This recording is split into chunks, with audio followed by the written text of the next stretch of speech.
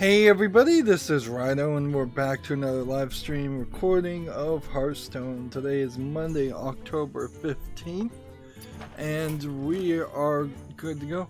I do want to point out that there was a slight problem at the last stream, and frankly, my fans, people who I knew were on the live stream watching, they're too nice. They're literally too nice, and so the web peep feature had a slight problem with it where it was broken and it was just showing a blue screen this whole time, and nobody bothered to complain throughout the entire 3-hour plus live stream in the chat. So I'm gonna have to ask my chat and my fans to, hey, complain a little bit more. You deserve better than that. Like, inherently, I have two problems with OBS Studio.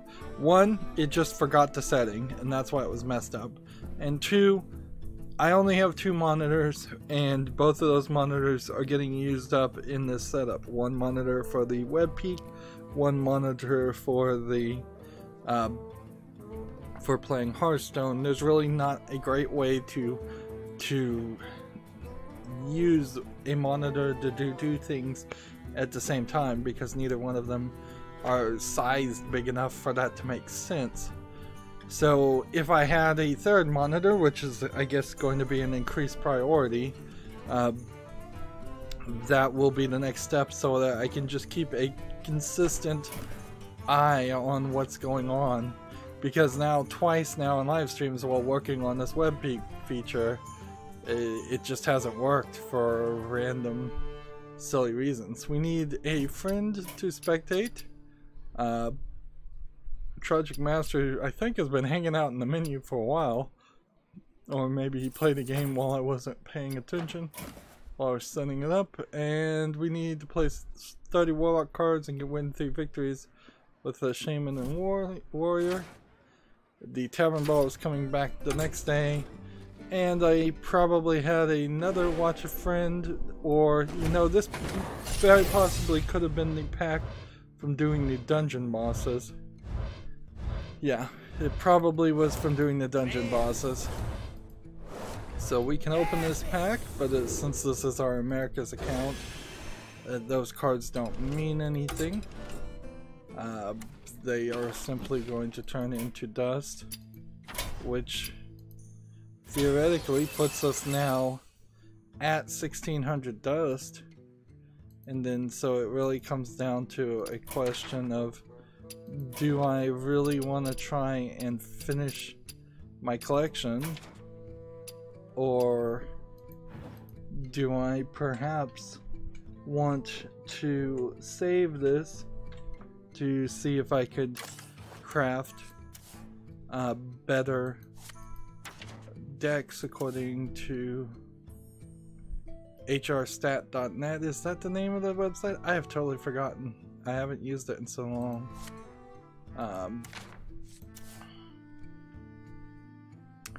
I think if I'm ever gonna get this done, I'm gonna have to get this done. So let's just go. What do we want? Whenever you play a card, summon a 2/1, play Mazroth. Let's go ahead and create this.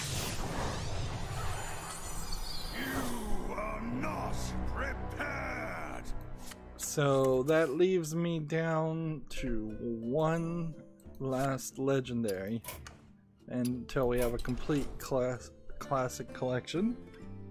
I'm hoping some people will jump on, but in the meantime, I guess we should start with a major shaman game. Let's see, shaman would be... guess I could play Murloc right now, or we could play even shaman. I think I probably want to stick with even shaman a little bit more. More and more it seems like Steam has implemented at least some sort of throttle on games coming out during the weekend. We've seen for 2 weeks now a at least slight slowdown on games that are coming out on Fridays and Saturdays and Sundays. And it'd be kind of nice if they came out and admitted that that was the new system, or similar, or something like that, or that there was some reason for that. I'd be cool, certainly, if they just said, yes, this is what we're doing and this is the reason why.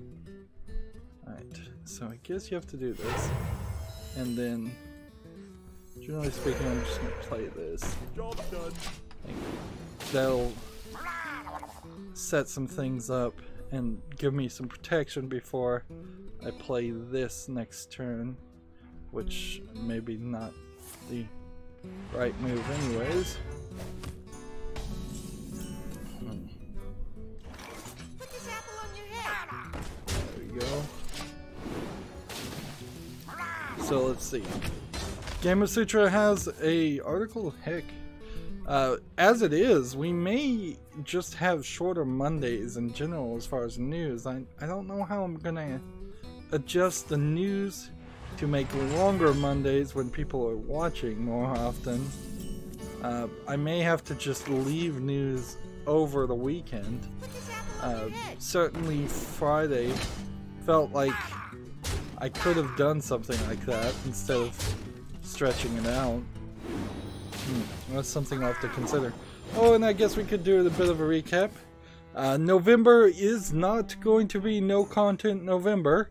I have been working relatively hard on Never Gonna Finish It November as a theme, which is a slightly better way of doing things. So now it is a combination of games that I got free and had no real interest in, and games that I paid for, whether I bought them in a bundle or something and had no interest in them, or whether I hopefully never purchased games specifically with no interest in them at all. And so I've got videos to fill in another time slot. It's still not going to be as much content as my biggest content. There is definitely a level of burnout here, and just in general I was making too much content, and I need to pull back and limit my output so that I can get further ahead in the schedule. But at the, I believe, 2:45 time slot, we'll have a variety of games coming out under the Never Gonna Finish It November theme, which are games that will be a bunch of spotlights of games. A lot of them not even barely over 10 minutes long, where I'm looking at games that just in general, let's see, let's hit that one and then kill this one.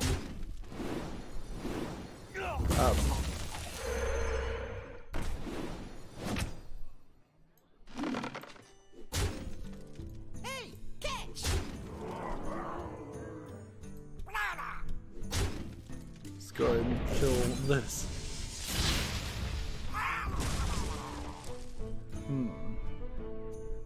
And then go ahead and play this.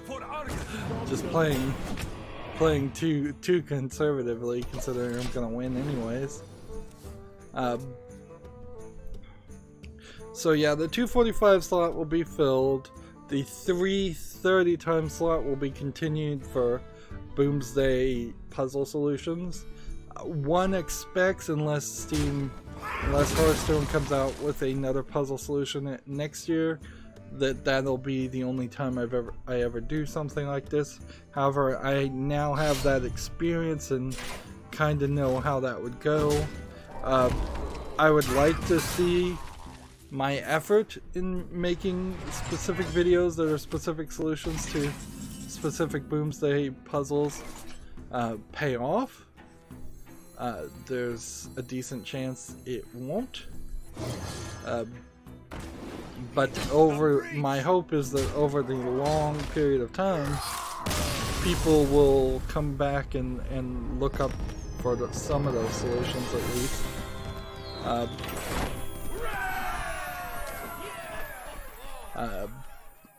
But the Hearthstone Boomsday Puzzle 3:30 time slot will continue basically until the end of the year, maybe a couple days short of January 1st. And Borderlands 2 is recorded at least, I think, through November. So what that leaves for me is now here on October 15th is I want to do start looking at the wish list and filtering that wish list down into a better, more manageable list. I thought about doing a secondary series and looking or including games I already own. I don't see a great reason to do that. Like, if I have the idea of branding it and being like it's a pile of shame list. Show off your pile of shame or some kind of grateful list, but in the end it feels too much like YouTube flexing, and really that's probably all it is. So, and I don't want to do anything like that. While it might be slightly informative, I don't think I really need to make a video for that. If somebody friends me on Steam, they can see the games I own in my library. I'm fairly certain. If somebody wants to see me cover a specific game that they see is in my library, that really doesn't require that I spend extra effort. I played it wrong. I should have played this with the coin. Yeah, I shouldn't make special videos for that. Inherently, I think the easiest, well, there is, I guess, some danger in somebody potentially buying a game for me and buying a different version of a game I already own, in the hopes that in the hopes to make me cover it, which will almost certainly succeed for 100% of the time. So yeah, checking my library is not a bad idea, just to make sure. That's in part why we want to clear up the watch list. But yeah, I don't think that there's real reason to go through all the games I own. In a lot of ways, that's just going to show off a lot of games that are definitely going to end up more in the never going to finish it category. And there was quite a slightly weird collection of games that I found that I had gotten for free, or in some other way earned or gotten those games. There was a Train Simulator 2019 game that was weird, and I don't know why in the world I would have ever gotten it. Probably got it for free. There was one called Eurofighter Tycoon or European Fighter or something like that. That was a really old game that was impenetrable, just impossible to figure out what you needed to do. You know, Train Simulator was not very understandable as far as what kind of game to play to. I really didn't run into any games that I thought I might actually play as much as I did last year. There was definitely some games I covered last year that I thought I would come back and play, and I never did, whereas this time it was much more it was 100%, yeah, I have no interest in ever coming back and playing these games. A lot of that comes down to the way I was doing my picking. I was specifically looking for games that that had bad reviews, games that looked bad. I played a couple of physics games that are barely demos, a couple of single screen Unity games. One was the 2048, which is a pretty good game, but it's just 2048. Just a simple game, simple cell phone game. There's really no reason, no way to make a series out of that. In a similar way, there was also a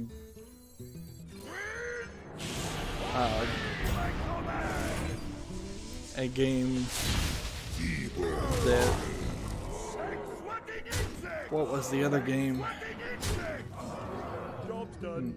There was a game called Knights from the same developer that made the game Peg, which is just a moving knight pieces around a semi checkerboard with some other problems with it to make it more of a puzzle.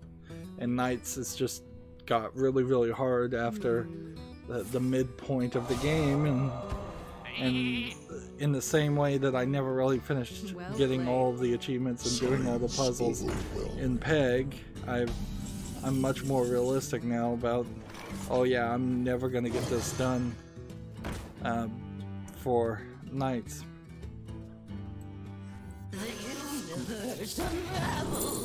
There we go.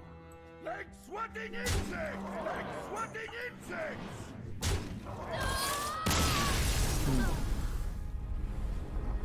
So the idea, I'm looking at the wish list, is they're going to just be variable videos of variable length, and either I'm going to get the outro done before that and I need to work on it, or let's see if we got anybody we can spectate. Let's see if we can watch Loki.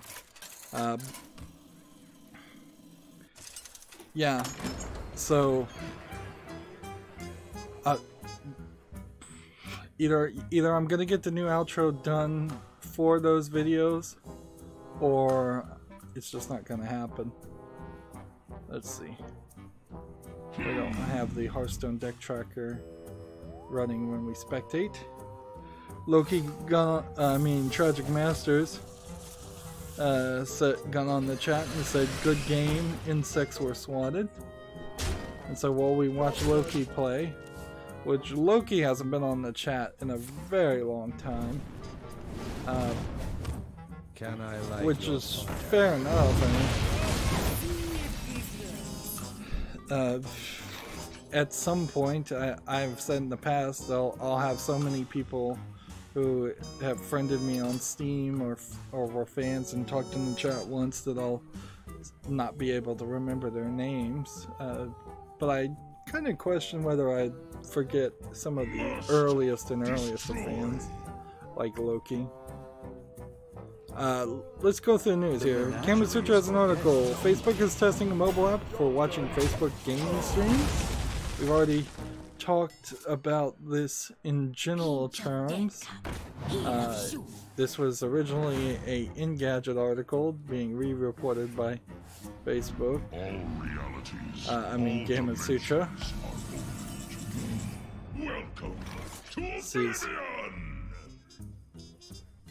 There's a recent program to help new Facebook streamers and an SDK for game devs focused entirely on building up the ability to broadcast to Facebook directly in games. I kind of wonder, maybe cell phone games could go that route in the same way that you saw a lot of cell phone games that say connect to us on Facebook. That might be the workaround to this. And I could see certainly where, even though Google made it, Google basically runs Android, I actually don't think they did make Android. I think they just basically run it now. There really is no way to get a Google Play game and use that Google Play game to just press a button and immediately stream that to YouTube. And Twitch also really doesn't have a system like that. So I wouldn't be surprised if there is some new version. It's probably not going to be Android P, but I guess maybe Android Q might have some screen broadcasting, screen streaming function built directly into the operating system where you could play a game like Clash of Clans. Right now, as it is, there is an emulator for Windows that would let me, for instance, play Android games on Windows and show them off. If I wanted to, that would be a slightly cool idea, but there's too many Steam games and it breaks up my focus, certainly. And honestly, there aren't that many Google Play games to stream that are of good quality, so Facebook or any company trying to stream cell phone games, Access denied. in particular, to a service, is really trying to catch the kids, the people that hope that they could possibly have a career as a streamer, not anybody who wants to who's already committed and already has a PC and already can do a lot better. People that already know how to use XSplit, people that already know how to use OBS are not gonna switch to streaming via Facebook mobile app. But I wouldn't be surprised if Facebook does eventually start to feel like it's flooded with little kids streaming on this service, and I bet none of them will ever make any money on it. Also though, we kind of know Facebook has already gotten in trouble for promoting games, so this is almost certainly going to be a new tab on Facebook, and most people will never click on the streaming tab or the games tab and never see it. So wouldn't be surprised if very little actually changes for most people's Facebook experience. Moving on, Gematsu has an article, Disgaea 5 Complete for PC launches October 22nd. It's available at a discount price until October 29th. I was watching a video talking about how the Dragon Quest audio, at least in English for the latest Dragon Quest game, sounds really bad, that the MIDI has been sampled just poorly, and the video is blaming the composer of the audio, who is a member of the Japanese, one of the Japanese music copyright groups, and from what I've heard from independent and other sources, well, I guess other sources, maybe not independent sources, the Japanese music audio copyright group is pretty awful, and Japanese copyright laws are pretty awful, so I wouldn't be surprised if that's the case. But to ruin the MIDI samples of your game, at least in this video's opinion, seems odd for your brand new game. But they did also mention that Dragon Quest was kind of the first JRPG, so there probably is a good idea that if I am ever going to play a JRPG, it should be Dragon Quest. On the other hand, Disgaea has those interesting looking anime girls in it, so and I believe Disgaea is a slightly different style of game, because I think it's a more turn-based tactical placement game. So that it's not really what you would get from the latest Dragon Quest game. I guess I'll double check and make sure that I have this Gaia 5 on my wish list. Inherently, there is a problem with doing a series of videos that cleans up my wish list, is because that wish list will just get bigger and different. Within a few days, I'll add more things to the wish list and take things, probably won't take anything off. It's probably going to just be every December that I go through it and look at all the games, and I'm just going to talk about them and consider them again. Moving on, Gamma Sutra has an article, why Paradox is bringing visual editing tools to its next engine update. Quote, we want to put as much power as we can into the hands of the people who are making content. They shouldn't have to ask a coder for help. Speaking of adding an editor, it turns out that there is now in the new YouTube beta a video editor and end screens, but they've just put it in such a weird way that nobody can find it.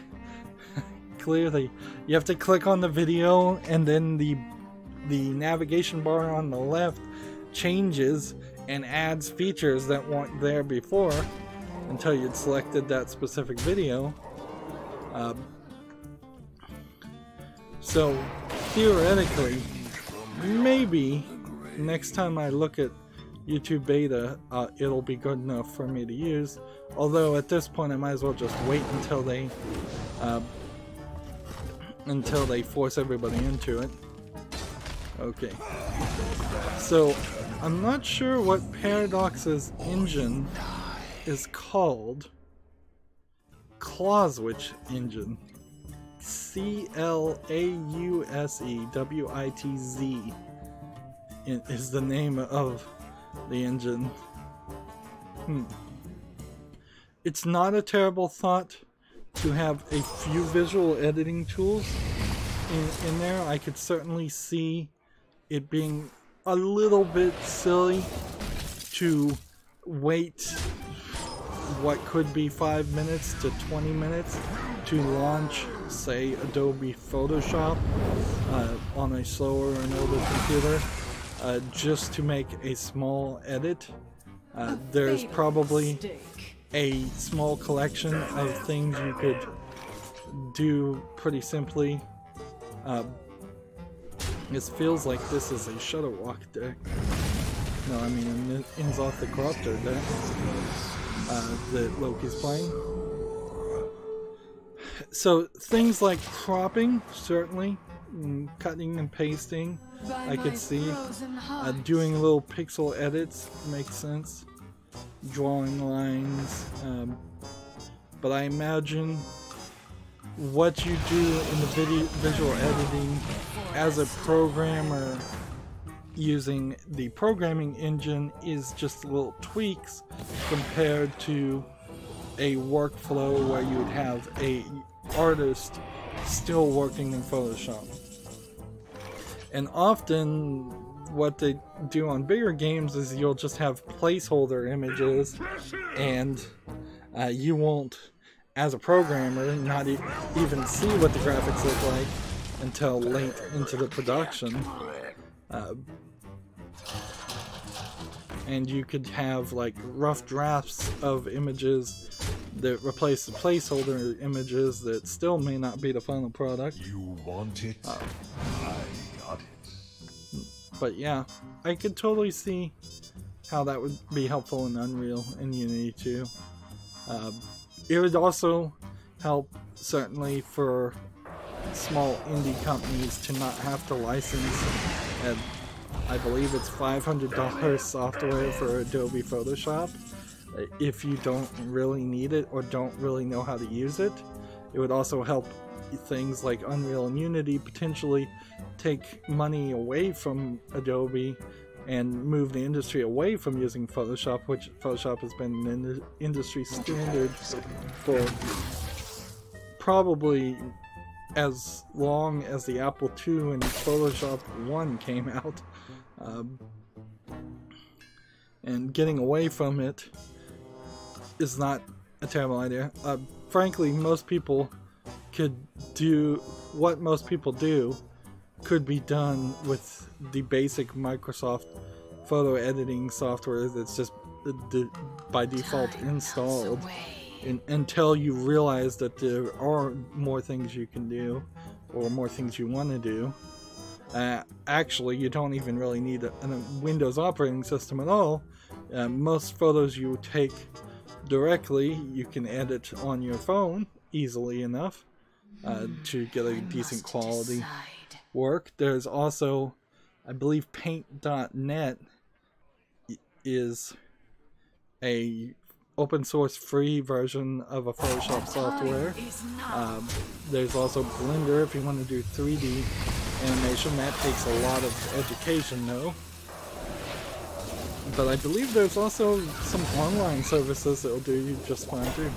Actually, one of the people that I follow on Twitter retweeted a person who is giving away some no attribution needed landscape photos that you could use for referencing for making games, or I guess just doing anything.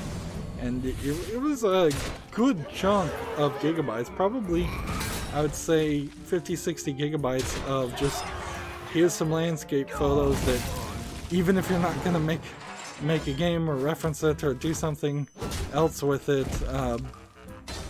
you could simply just use it as pretty landscape photos. So I decided to download that and fill up my hard drive. The good news is my hard drive that I download to is my slow 5 or 4 terabyte hard drive and not my 512 megabyte or gigabyte SSD. Okay. I think I'm gonna have to zoom in because here we'll get the web peak going on this game. As it is, this is probably too small for people to see. So let's go back to where I like to leave it, which is 175, which changes how the game looks, how the Steam pages look by a lot. Let's see. By the way, when I click this, do people see the menu when I click this? Probably. Okay, so we have a game on Steam. This may be a short stream at this rate. Loki is, I don't know if he's toying with the people or if he's just kind of struggling. We have a game called A Winter's Daydream, which is a visual novel with some anime characters. Apparently, his elderly grandmother is transferred into a cute young girl. Hijinks ensue. Now, to be fair, in Japanese stories in which they go with the potential incest angle, which happens honestly as much as it does on like porn in the Western world, it's just that generally speaking people don't mention how much incest fetish there exists in the Western world. Then people in the West are just not as open about it. This really is not how it usually goes, though. It's not usually a grandmother. There's a decent amount of mother. And this is, I guess, probably the first time I've seen this fetish as an idea even touched upon in video games.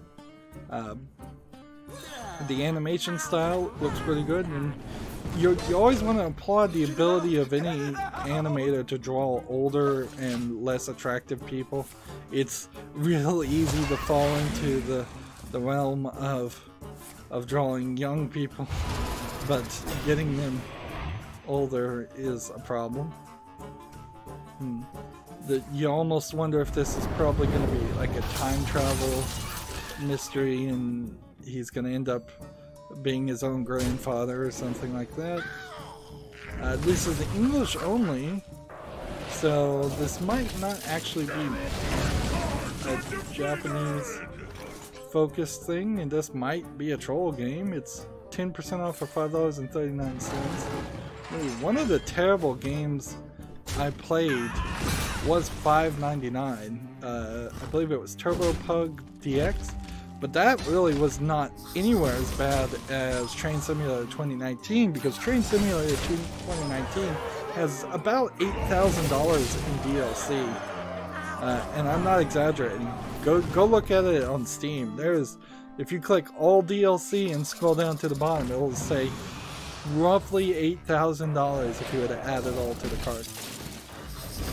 Okay, so this developer, let's see, Laney has very positive reviews of 361. AI Idol has only 4 reviews. 6 Days of Snow has very positive reviews. Did he lose? Watch a friend in win and spectate mode. Seriously? Let's see if maybe Tragic Master will jump into a game and we'll watch him.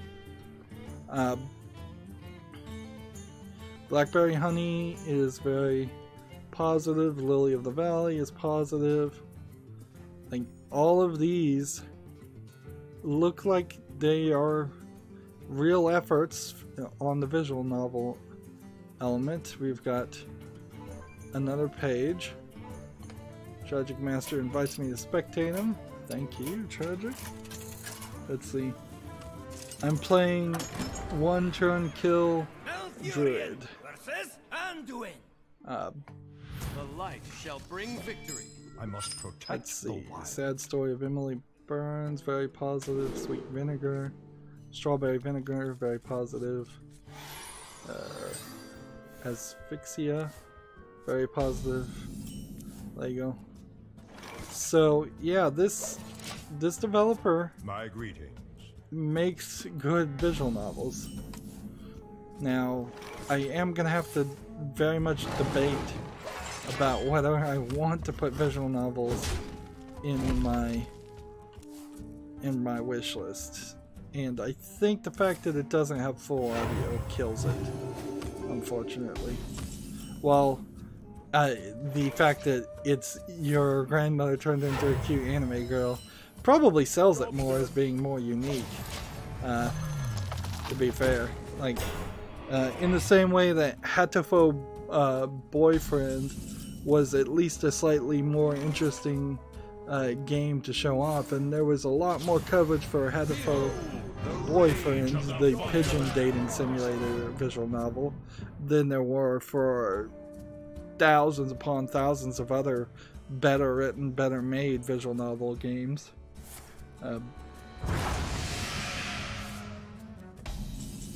Moving on, we have a game on Steam called Dark Romance, the Swan Sonata Collector's Edition. Anything that ends in Collector's Edition, you can pretty much guess is coming from Big Fish Games. And it is your standard hidden object game where you get one little animation, trailer, and maybe an animation at the beginning of the game. And then you just have a random collection of puzzles. Fairly certain that these hidden objects and these puzzles do get recycled. They probably cut and paste them pretty well, considering Big Fish Games releases a new game every couple of weeks. That being said, it is also worth remembering that Big Fish Games had to lay off a lot of people recently too, so this selling collector's editions for $12.99 is not really paying the bills. Warriors of the frozen wastes, rise.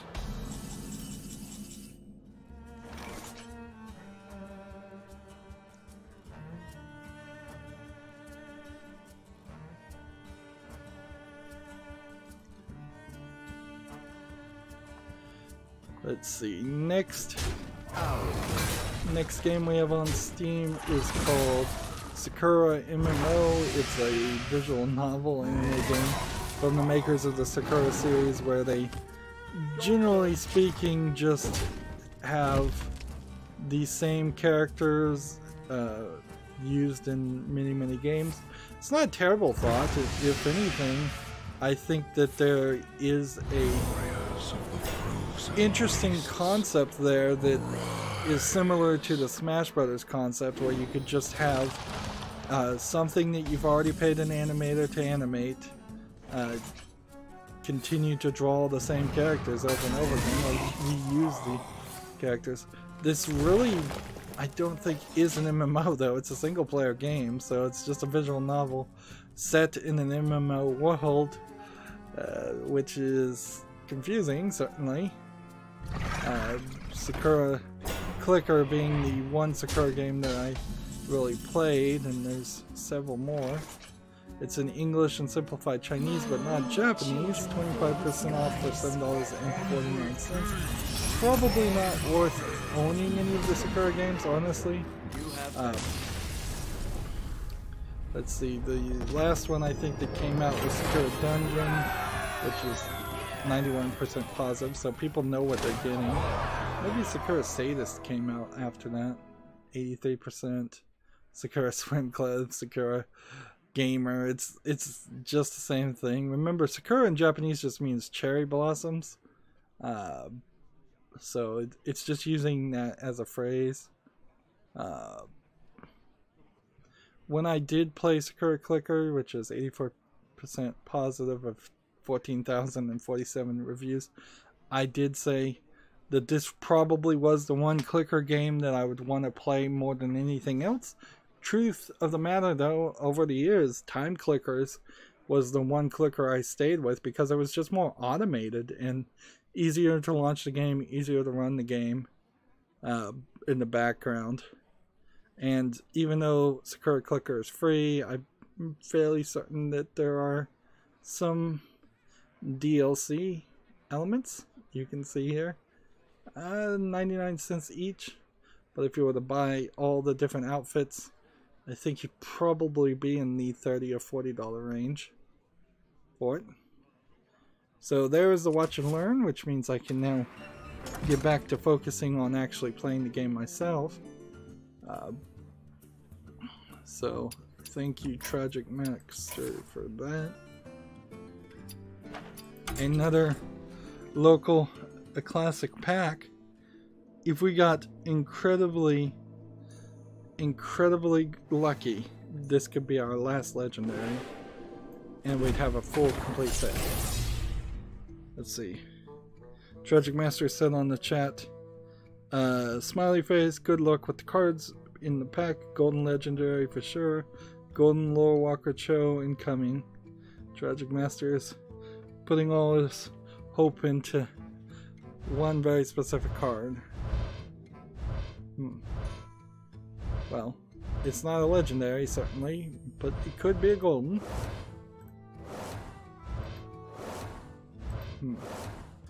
I'm very worried that with the Halloween event, which is going to happen in a couple of weeks, we will have a new expansion. Things feel a little bit different on how Hearthstone is being run now that Ben Brode is just no longer in charge, and he's moved on to his own company, Second Dinner. And I wouldn't be surprised if a new expansion came out a lot faster and more tweaks happen more often. We know some game changes are going to happen in the next couple of weeks for cards. I think they're just going to be more active and fiddly with it. And I'm not sure I really trust Blizzard to do that right, because look at what they did with World of Warcraft. It seems like people really are not happy with the tweaks that they made with their different systems and different weapons in there, and I only from other people's tells can understand World of Warcraft. I've never played it myself, but I'm certainly hearing that people are not happy with it.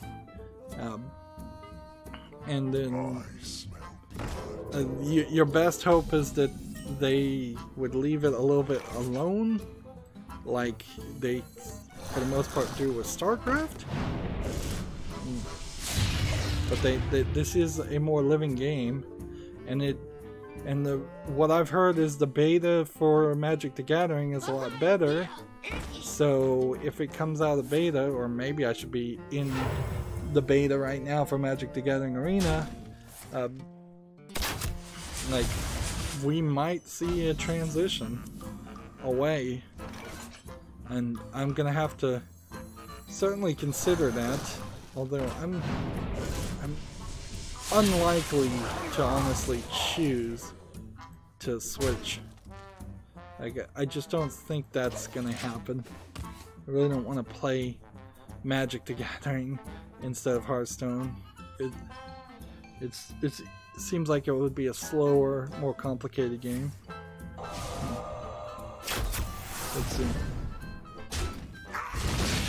Tragic Master said, "Did you see the change to 3 cards incoming? Giggling Inventor to 7 mana, Mana Worm to 2 mana plus Aviana to 10 mana." In all honesty, Tragic, I wasn't paying attention.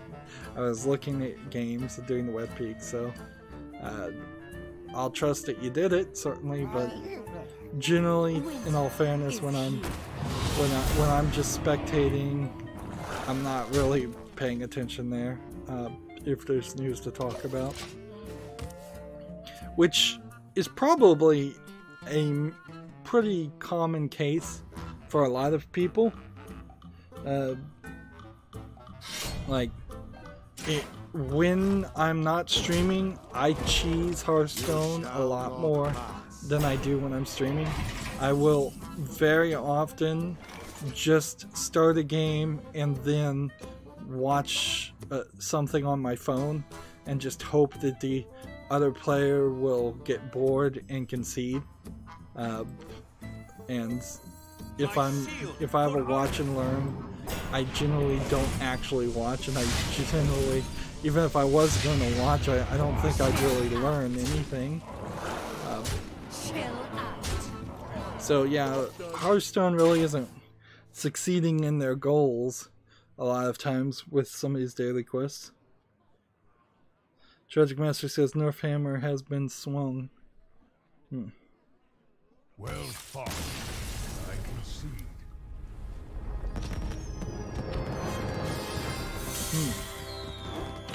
See, I've got a win streak going on right now, so I don't want to break the win streak. So I'm gonna stick with this and see if we can get up to rank 19, maybe 18. Next game we have on Steam is called AI War 2. This looks like a strategy RTS. Looks like one of these space RTSs that generally they look alright, but then the interfaces leave something to be desired, and this interface in particular leaves something to be desired. And they just don't look like the kind of games I'd want to play. Some of this art style kind of looks cool. For the different ships, it kind of looks cool from a distance, but I don't have a lot of faith in this. It's an early access game. It's 10% off for $17.99. And since we have some extra time, let's see if this developer has developed anything else that might testify to their quality. One of the games I played in the past couple days was such a bad game that I literally was motivated to remove a different game from that same publisher and developer because the level of quality was just that bad. Which is how it's supposed to happen, certainly. That is the idea, is to, if you see a developer and they have if they have published really bad games before, why would you trust them with their next game? I mean, generally speaking, it gets a lot. They get a lot better throughout time, or you would hope that they get get better throughout time in releasing newer games, but if you start at such rock bottom, that does not inspire confidence. We have a GameIndustry.biz article. The Call of Duty endowment reaches 50,000 veteran employment placement goal early. It partnerships with organizations in the US, UK, resulting in 50,000 veterans finding meaningful employment ahead of its 2019 goal. How? Like, there's some questions certainly from that to ask. Like, in the United States, and I imagine it's similar in the UK, you are heavily motivated to hire veterans. There is only one particular reason why you wouldn't want to hire a veteran, and that's if you're afraid that they're going to be recalled or sent out back on active duty, or they're going to have to maintain some readiness by training or something like that. So you may have to give them a few more days off, and if they get recalled and sent to active duty, you're going to lose them for probably a lot more time. But otherwise, it is such a win-win scenario that it's kind of ridiculous that you wouldn't want to hire a veteran. Chill out. Chill out. So the Call of Duty endowment, I'm not sure what they really are doing. They're saying they reached their goal of supporting and funding the placement of 50,000 US and UK veterans, and you can certainly get into a lot of issues in this, certainly of why do we in the United States and the UK have so many veterans? Why was that so easy?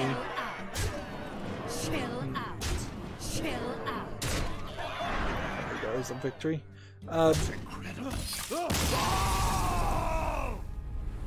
There's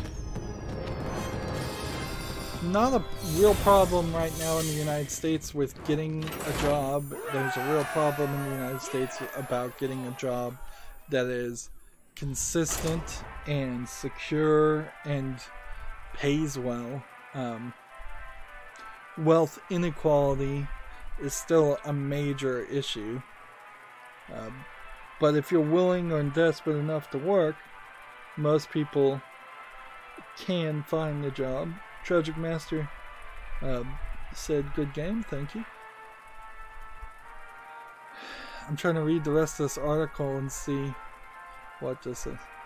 So they got veterans jobs at Amazon, Apple, Bank of America, Delta, IBM, Lockheed Martin, Microsoft, Nike, and SpaceX. Okay. Amazon was, until recently, paying close to minimum wage. Like, they just recently went up to $15 an hour. Apple could be hiring employees to run Apple stores, or it could be hiring people to work in their corporate offices, so who knows where those job placements are.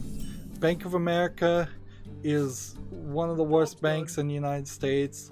That it led to the last housing bubble, and it's a pretty bad bank. Deloitte, D-E-L-O-I-T-T-E, I've never heard of. Delta, I believe, is one of the worst airlines in the United States, but that's not saying much because they all kind of suck. IBM, you could be doing tech support for IBM in some small facility, or you could be working in a corporate office, so who knows there. Lockheed Martin already has a major reason why they pretty much only want to hire veterans, in the fact that most of their government contracts to make fighter planes requires some form of clearance, and only veterans are likely to have that. Microsoft, same thing there. In fact, IBM might be the same thing too. If you have even just the lowest form of clearance, just like I guess that'd be classified clearance, you are super valuable for IBM, Microsoft, and Lockheed Martin. Nike, I have no idea like how many jobs are even in Nike in the UK and US. Like, what are you really doing at that job? And then SpaceX again gets right back to the clearance issue. So it's real easy to accomplish your goal when these are people that almost certainly would have been hired anyways. Stormy.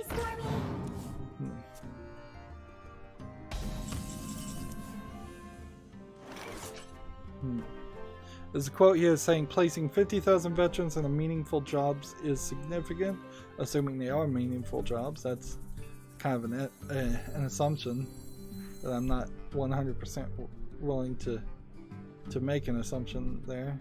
I'm going to try to play this, and then I'm going to try this. For Argus. Kill that.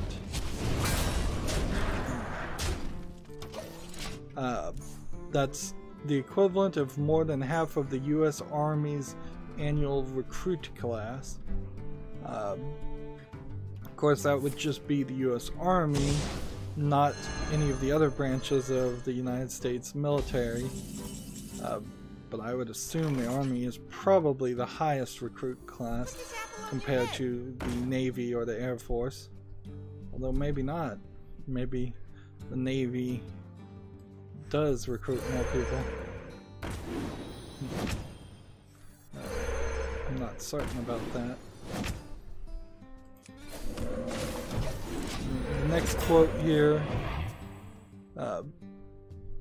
is, our approach is to marry common sense business practices with philanthropy, which enables us to place bets in U.S. jobs at about 1/6 the cost of placement of the U.S. Department of Labor's efforts.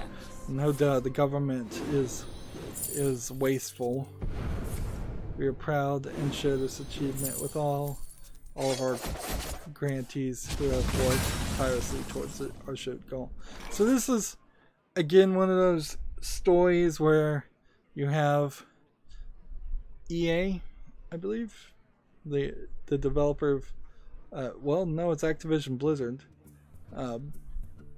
the developer of Call of Duty, trying to look like they are a good moral human being when really they are a soulless corporate entity, as much as any other company is a soulless corporate entity. And I imagine this gets them some kind of good press or tax write-off. Clearly this is not Activision Blizzard hiring 50,000 people, it's passing the buck, and it is almost certainly done to hide the fact that in Call of Duty there's either some microtransactions or an increase in price or some other controversy, which they don't really want to address. Let's see. Tragic Masters said our minimum wage just went to $15 an hour.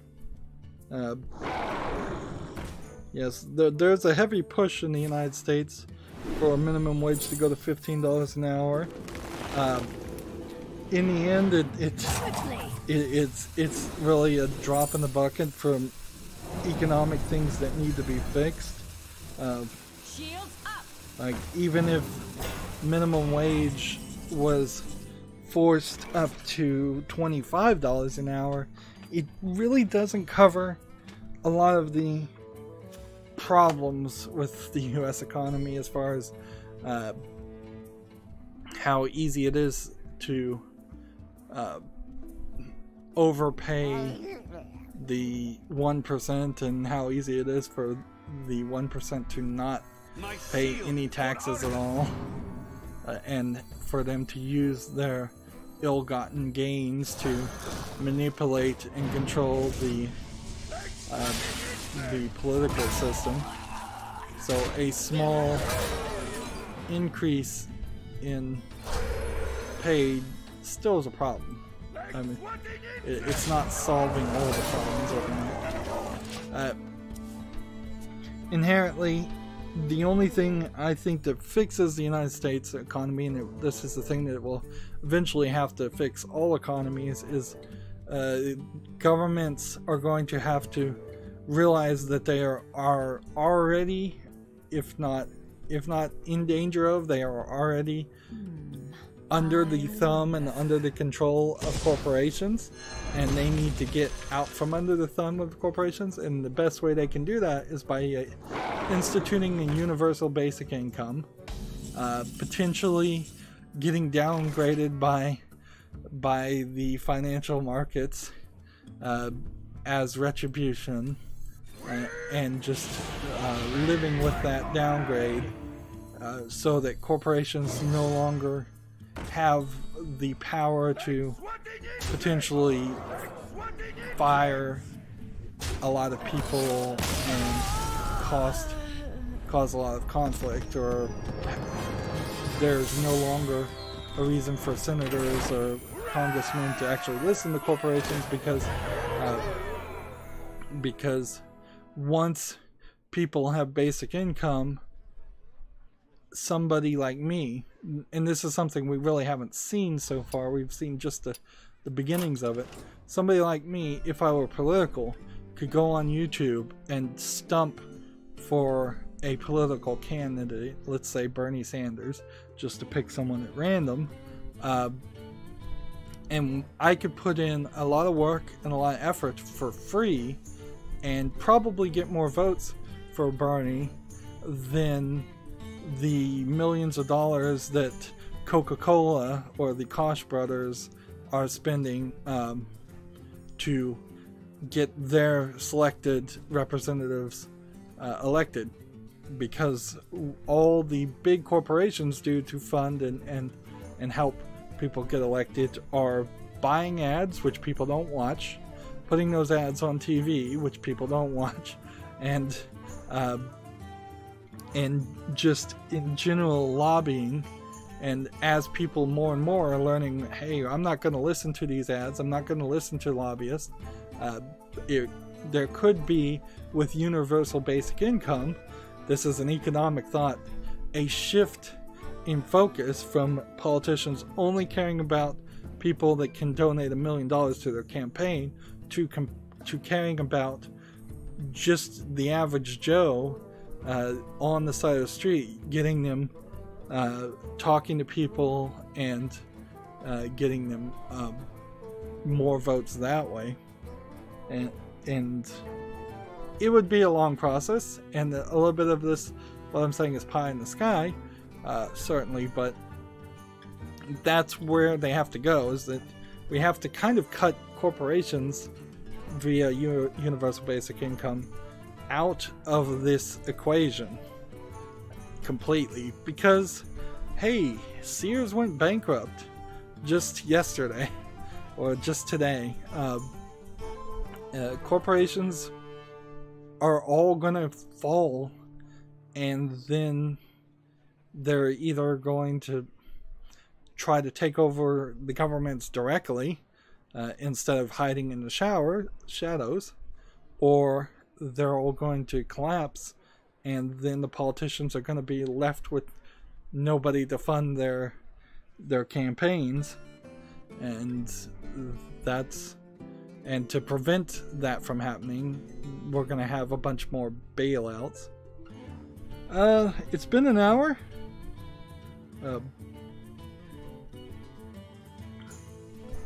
Let's see. Let's continue here. Trudgemaster said Fed Reserve just increases interest rates no matter what, so no one wins while the dollar is in control of central banks. Yeah, that is something I'm not 100%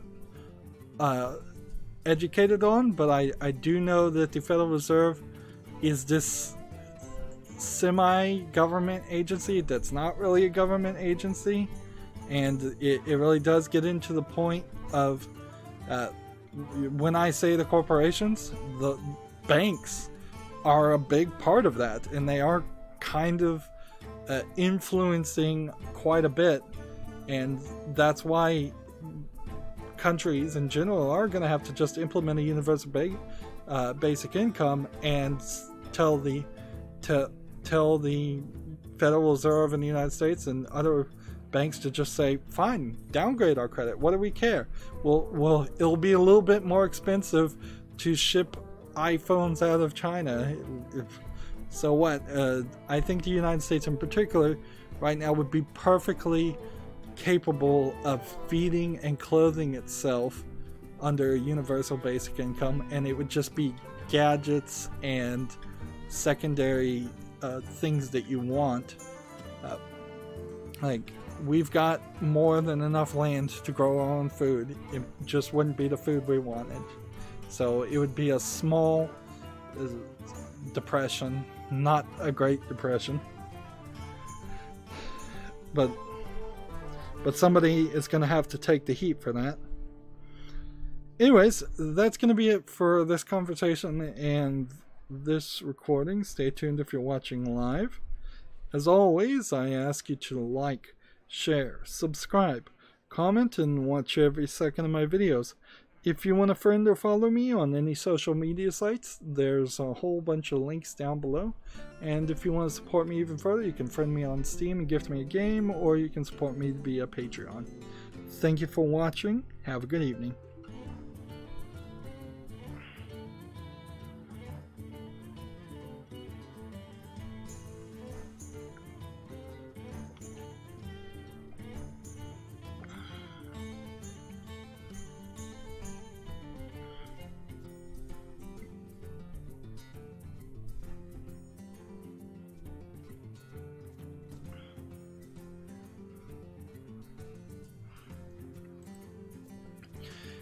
Hey everybody, this is Rydo, and we're back to another recording of Hearthstone. Today is Monday, October 15th, and we, I believe, are on a win streak.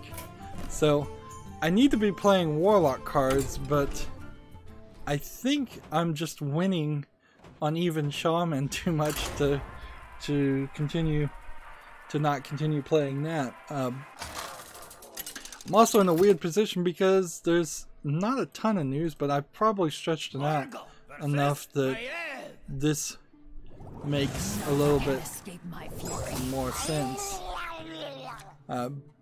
So we'll probably go 3 hours, maybe we'll only go 2. That is always the weird point. Tragic Master's on the chat, he says awesome win streak continues. Good luck. None will survive. If I could get to rank 15, that would be amazing. But as soon as this win streak ends, I do need to probably move over to the European account. If not, do something else. Let's see, I'm just going to end the turn here. Here we have a game on Steam that looks okay to show off called Hinter Tentacle Bicycle Race. Another very low effort game name at the very least. It's an interesting idea of being chased by basically either a giant octopus or squid while racing down a bicycle. Clearly this is just some assets that have been flipped though. Yeah, there's really nothing here that actually makes it look interesting. And it's not even tagged with like nudity or sexual content, so I don't think there's actually anything here. 20 achievements. It looks like maybe the achievement images might be a little pornographic, and that might get them banned. This is a troll game, clearly, and it will get knocked off of Steam pretty quickly. But at the moment, it's 11% off for 88 cents. So let's look. I'm gonna look at all the Steam achievement pictures.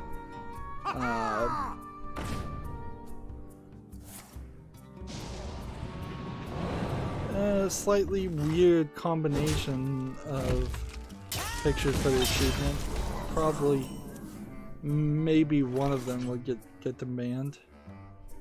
You can see this developer has also developed Russian World Cup Battlegrounds and Disco Zombie Rampage 2 with DJ Trump.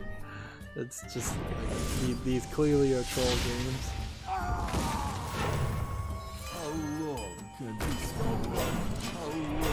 Let's see, Uganda, Know the Way. Yep, troll games all down the list here. So, one would think that Valve would implement just a secondary look immediately for the word hentai. If you put that in your name, we're gonna look at it and delay its release. I think you could probably pretty easily just refuse to have any game with that in the name, because it's not a descriptor that's used by any real developer. It really isn't. It's not something that you would that a Japanese developer would use, because inherently what are H games in Japan is a mistranslation in the West as hentai. That's not what H games meant. They were arrow games, E-R-O, as in Eros, the Greek god, and they got mistranslated to the letter H. So in Japan they do call them H games, but they translate that to mean arrow games.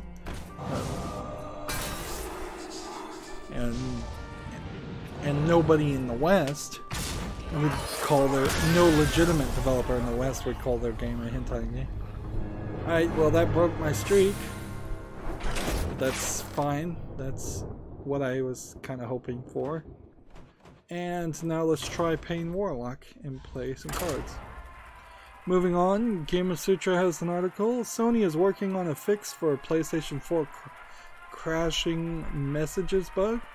So, in the same way that you couldn't, for a brief time there was a bug in, I believe, Android operating system, and possibly there was a similar bug in the iOS operating system at some point, where if somebody sent a malformed message specifically designed to crash your phone, it could.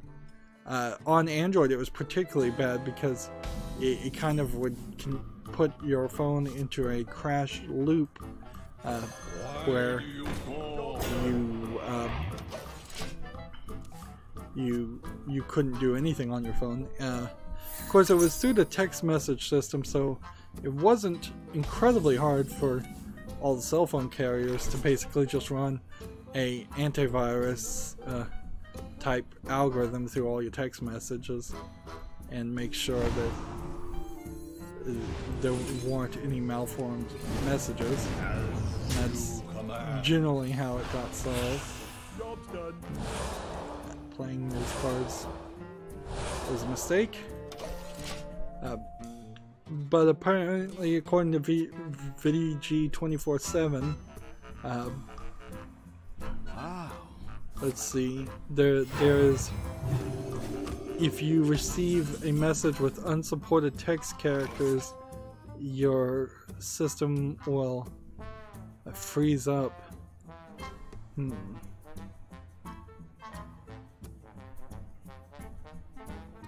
See, it says many users have reported that the bug is being weaponized by players looking to get ahead in competitive games who send them offending text to shut down the consoles of the opposing players, which that's not very sportsmanlike.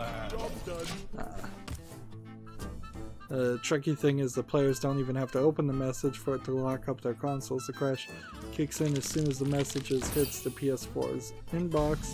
Some of those on Reddit users have suggested deleting the messages from the mobile PS4 messaging app will do the trick. Others say that once the message is in the console's cache, more drastic measures could be required for fixing it, ranging from booting into safe mode and to rebuilding the PS4's database or a full factory reset. While results vary, the only certain way to dodge a potential system-breaking bug is to turn message privacy settings to no one or friends only from either the console or one of the PS4's mobile apps. Okay. So if you play on the PS4, if you have a PS4, I think at least as a temporary solution, it is recommended to change the privacy settings.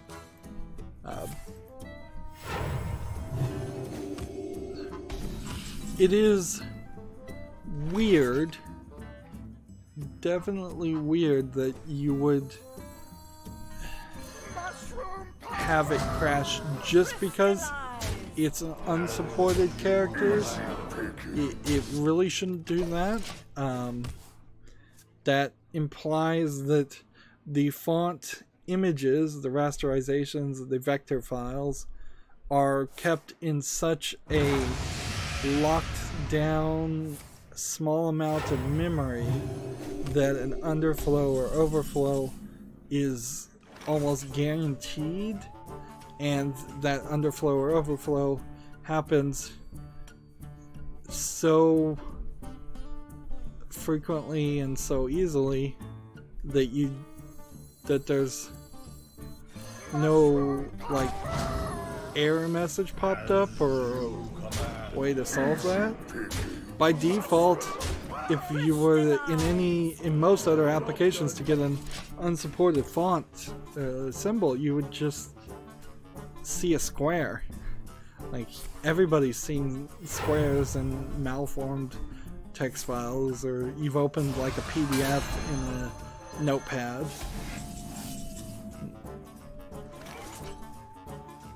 Let's see, give all of these +1/+1. Demons. I'm just gonna go ahead and play this. Moving on, TechRaptor has an article, Gaming Obscure, Goosebumps Escape from Horrorland. I'm not sure that this is really an article worth mentioning, but there's a new Goosebumps movie coming out. There's a Goosebumps point-and-click game that came out a few years ago. I'm actually really surprised because Abby from Giant Bomb East is going to play that game, and I recently reported that, and it will be airing probably in just a couple of days. But this different game, Escape from Horrorland, I don't know, it came out in 1996. Let's see, miniatures are often mixed with CGI for effect.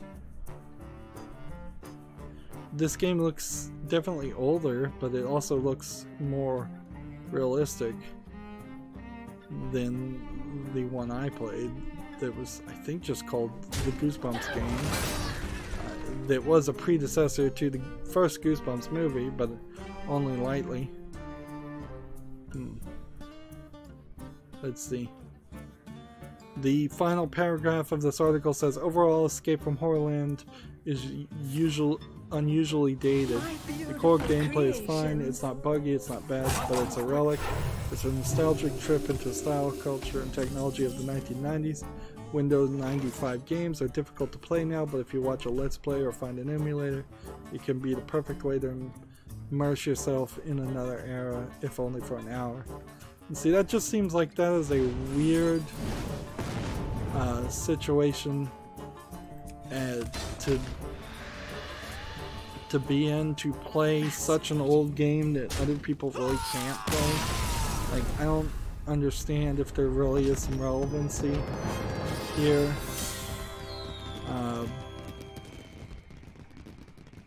Like, I really don't get the idea of playing the old game when nobody else can really play it. Or very small. Tragic Master is saying good game. Tragic Master is definitely keeping the chat going and being very, very helpful. At the very least, he's keeping Nightbot going, because Nightbot won't post anything unless there's at least 2 messages that aren't posted by Nightbot in between. And I have Nightbot set to try and keep the chat going as much as possible. And it really does help. It really shows, tells YouTube to start promoting the live stream while it's still going on a lot more.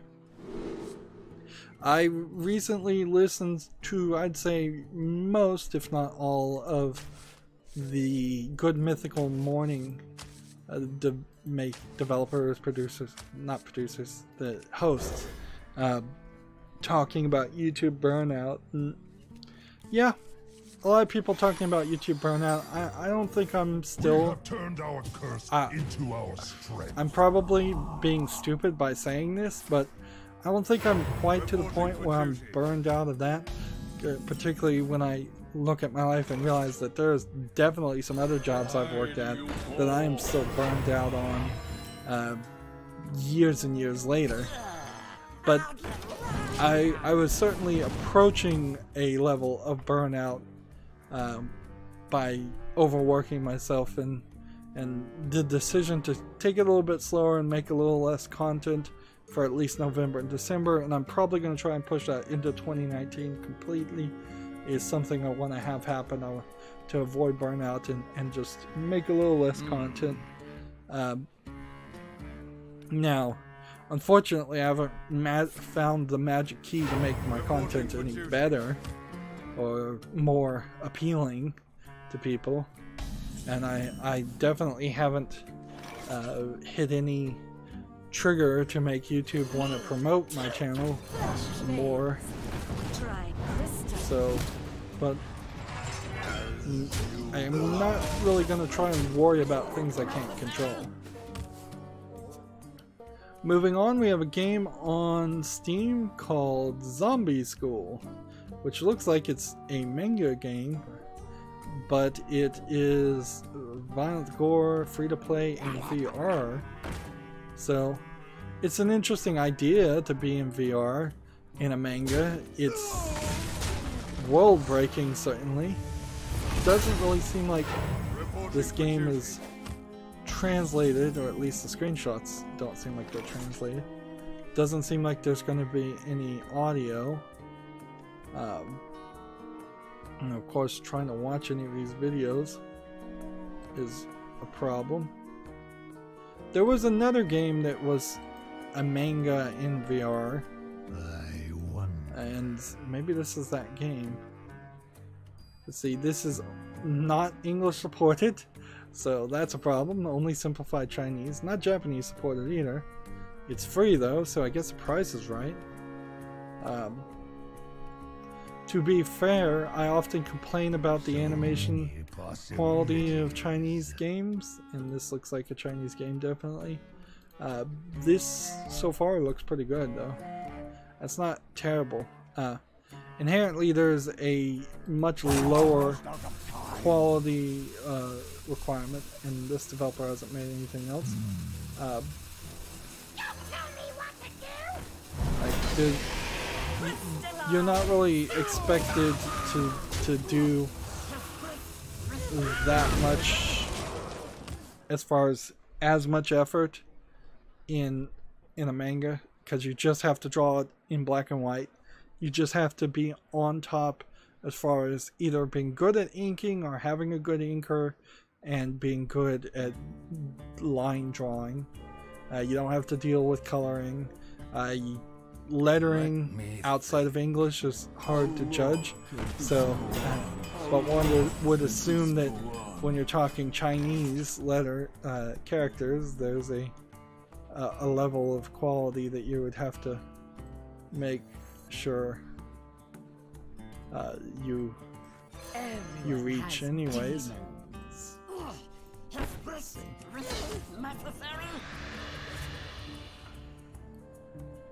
I'll just go ahead and kill that one character. It's a shame that game wasn't in English though. Because the idea of a VR manga world is slightly interesting, and then a VR in a zombie world that is not just killing the zombies is an interesting idea too. If Telltale Games had not gone out of business, I could see playing The Walking Dead, like a new series of Walking Dead in VR, where you're turning your head and you're looking at a character like Clementine and you're making conversation decisions. In VR, it would just be all about the immersion then, and not so much about the action, which, let's face it, the Telltale Games have never been good about showing Your magic shall not showing action.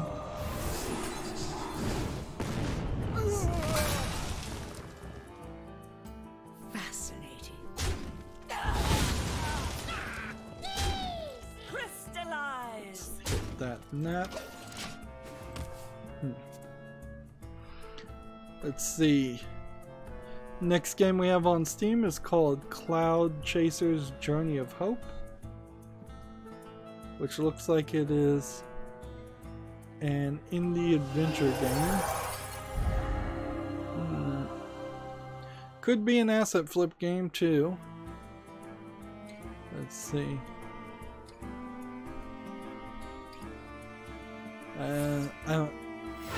They're selling it on this Father's Attempt to Survival, but then it looks like it's more of a resource management top-down story game. Like, you're going from place to place, you're searching buildings, you're giving some food and water to your daughter or yourself, you're collecting items. This inherently doesn't mean it's a bad game, it's just this is definitely not what most people play. Let's see. How much is this? Let's see. 45 Steam achievements, 20% off for $3.99. That might be a decent price, or at least good enough for it to justify going on the wish list. We're looking at the developer's other games. He's got all positive reviews. I think that puts it on the wish list, even though most of these First Strike games and these flying games are not something I would really want to play. Let's see. Who dares summon me? Alright. Crystallize.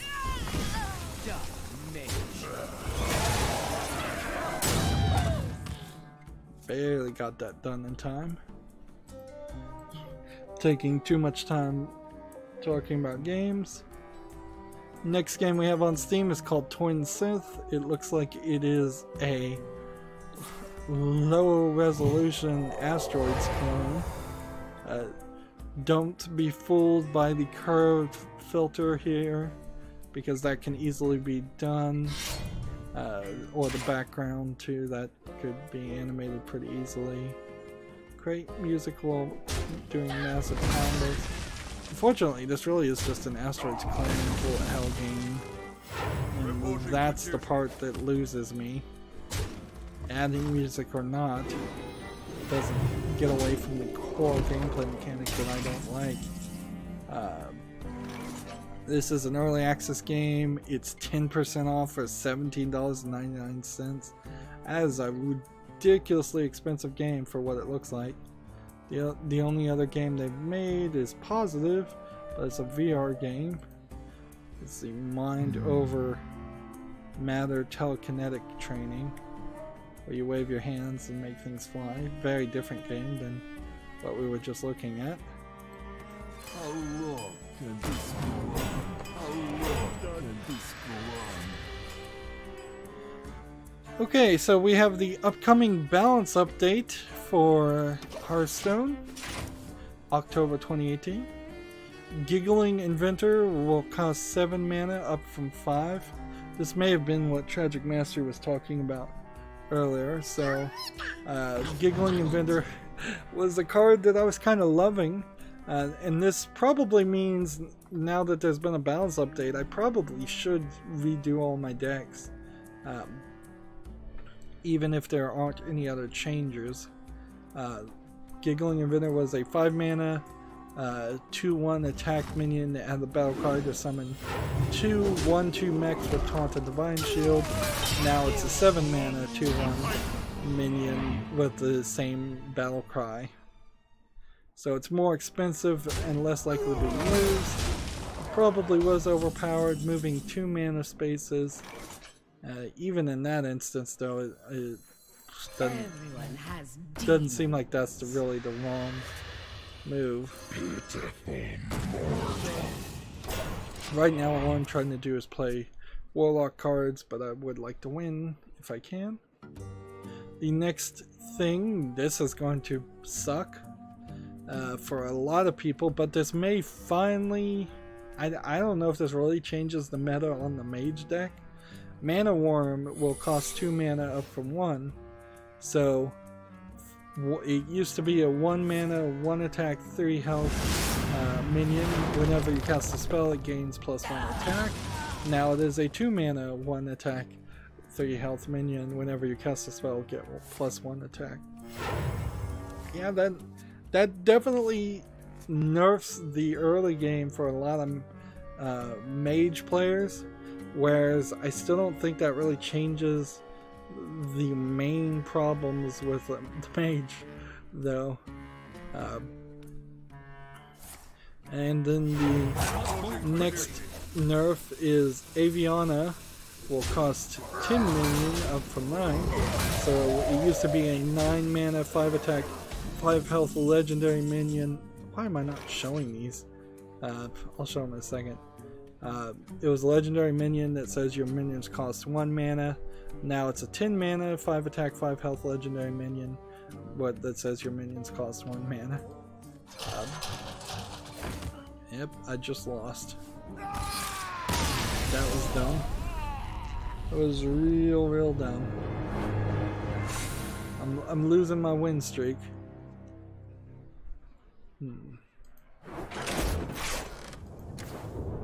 Where are we here on the progress to?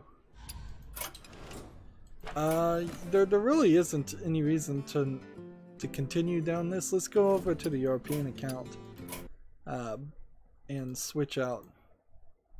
I should have done that earlier. We'll save the rest of that daily quest for Wednesday. Meanwhile, while that is loading, let's see. We will just show the changes over here. It won't look exactly great. 5 mana to 7 mana on the Giggling Inventor. 1 mana to 2 mana. That seems like this one in particular is a strange nerf. And then 9 mana to 10 mana. I totally get that. But also, I don't think this really changes many people playing this card. I think they'll still play this card, whereas I think newer players were playing this card and they're gonna stop playing this card for nothing else. And I imagine most players, newer or older, will probably stop playing this card as much. Alright, so now we're on the European account. Let's re-roll this. We have 5 games in any mode, 3 games with the Druid or Rogue. Start with. So let's see. Token Druid or Death Rattle Rogue. Let's try Death Rattle Rogue.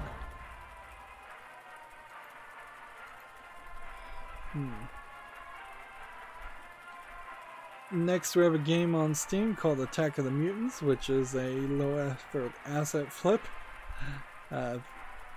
Although the graphics do look kind of nice there. This is inherently the problem with asset flips now, is that that Valera even the versus assets Brawl. that are on the store look good. For Doomhammer. But you can kind of tell when you have no UI, when it's just a game that's a first-person shooter, when you're not seeing any enemies. There's still something that clearly tells you that it's not worth it. 25% off for $2.99 is a big indicator too, and we can see that this developer has developed several games in the month of October. So this is probably a troll developer who's already been kicked off of Steam one way, and now they are coming back under a different name.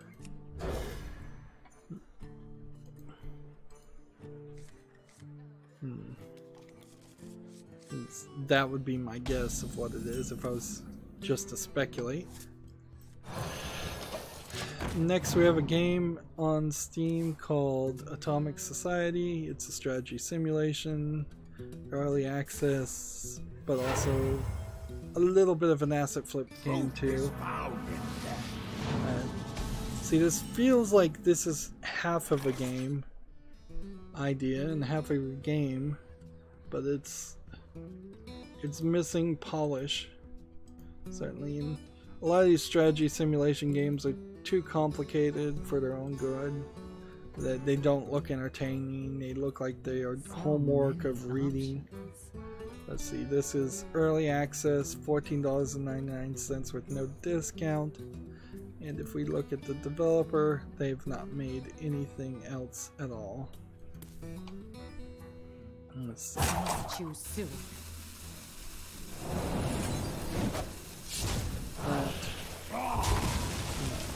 Not.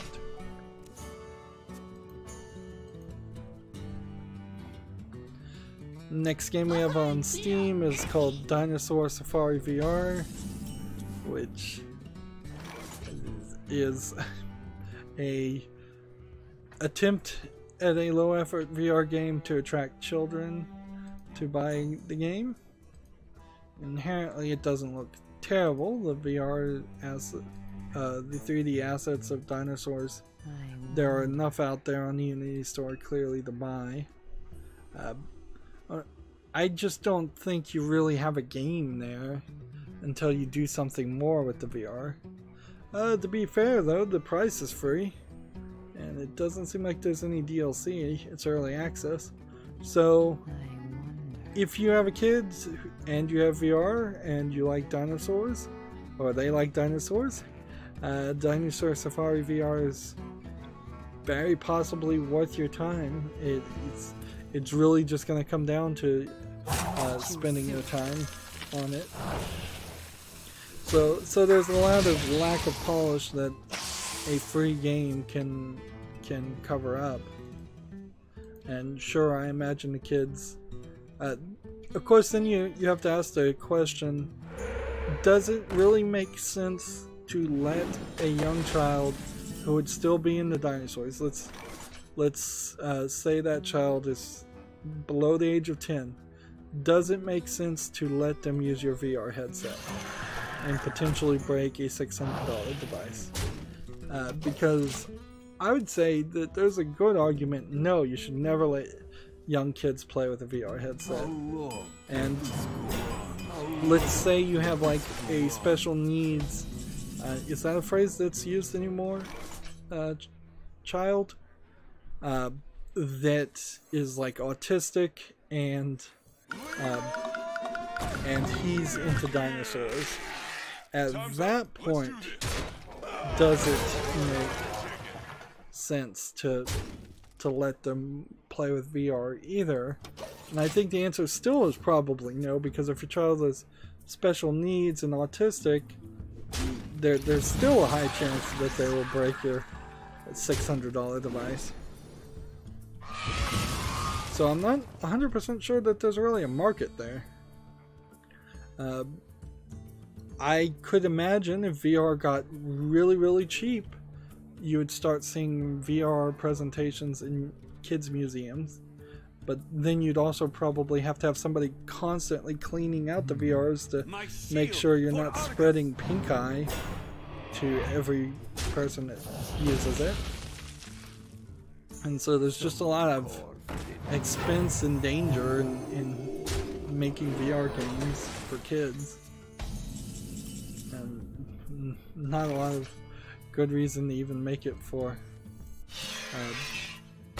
Job's done. for adults. Moving on, we have a game called The Operational Art of War 4, so I better see 3 other versions of this game by this developer. This looks like more of a Windows 95 strategy game, a little bit older in its graphics, but by the graphics being simplistic, you can see that they are placing a lot more on the screen in the hex grade. And this almost feels like it's just a complicated version of that game Risk. Probably is something like that. Looks like it's a troop placement strategy game, which is not something that is a common style game. Requires third-party account for multiplayer, and it's $39.99. This is not a game for me, certainly. It looks way too complicated, but it might be a game for people who know what they're getting into. This is from the developer who...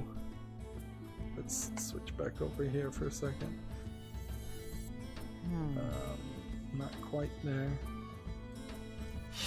Trigger the death rattle of a random friendly minion.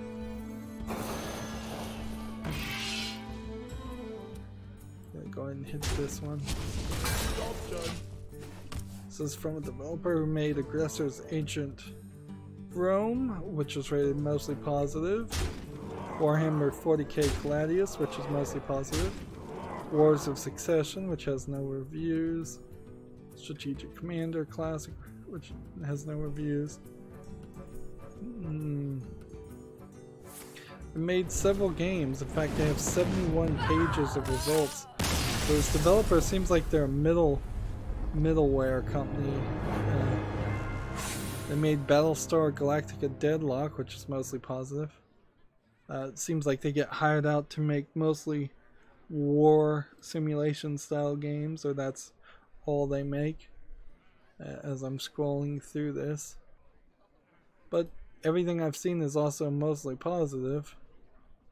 So yeah, if you are into war games, Operational Art of War 4 seems like it might be a game worth playing, but you have to be that specific niche style player. Alright, let's try Token Druid.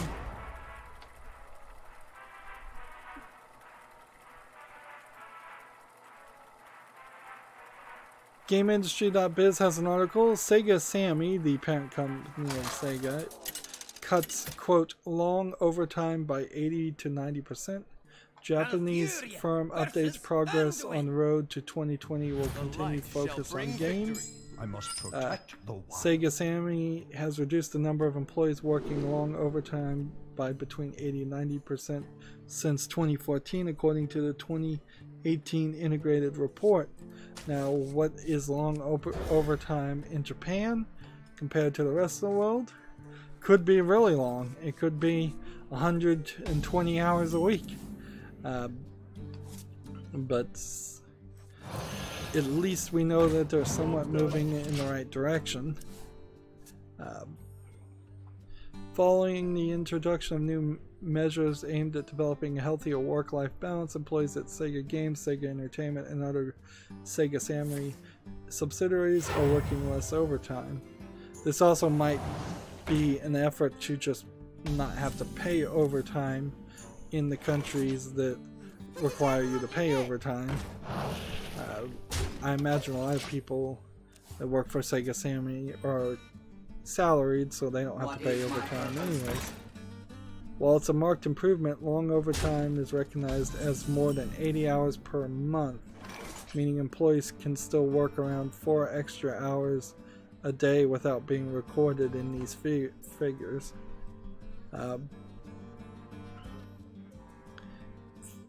80 hours per month. What to do?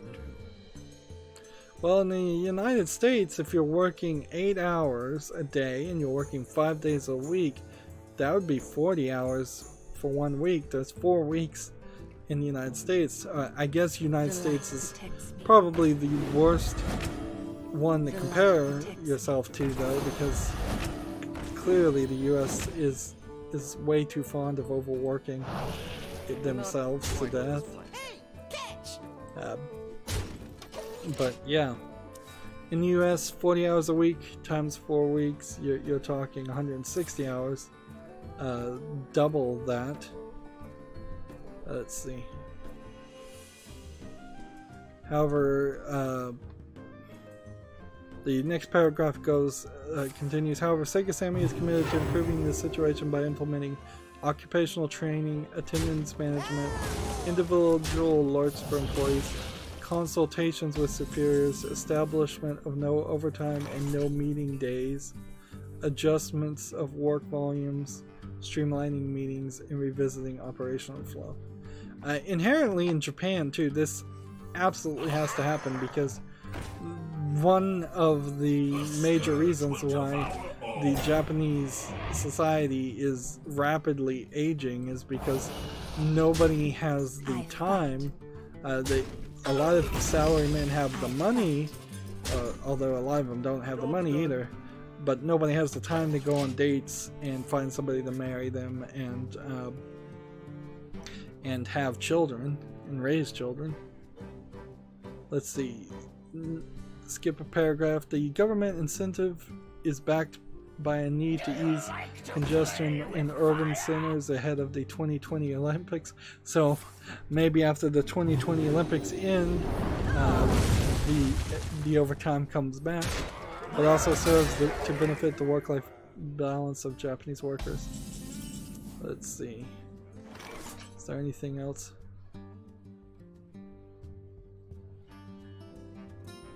Is there anything else in this GameIndustry.biz article? The firm plans to launch multiple new titles in 2019. Now, Sega has a lot of licenses, and a lot of them don't particularly go to outside of Japan, so this is not super surprising that they would say that in 2019 they plan to launch multiple new titles, 12 new digital games, so 12 probably cell phone or eShop games, targeting a 24% increase in net sales and 8% discrete in operating income compared to the previous year. Maybe what they mean by digital games though is just any kind of video game, so not all of those are going to be mobile games, but I imagine some of them are.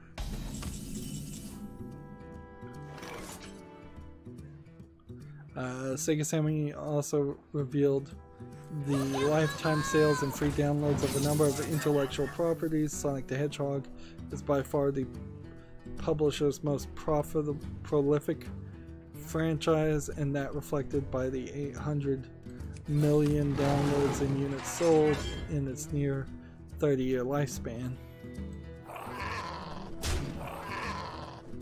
For the wilds. Let's see. Moving on. Rest here.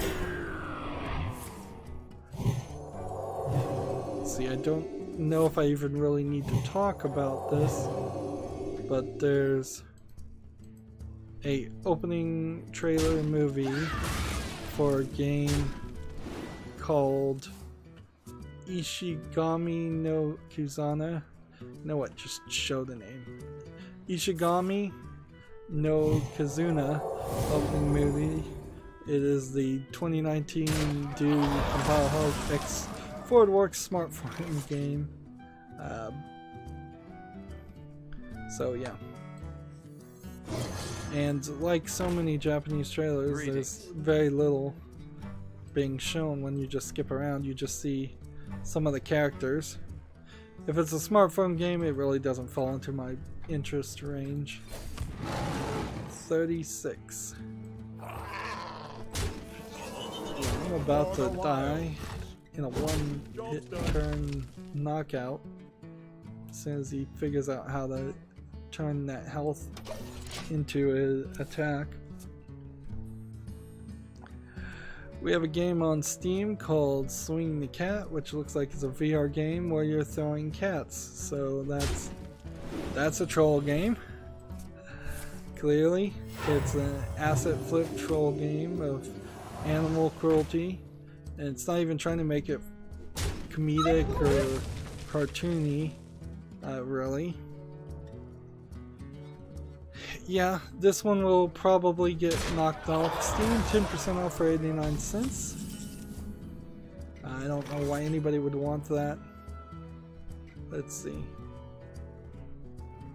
And clearly we have on this company's a troll image too as a descriptor. I wonder.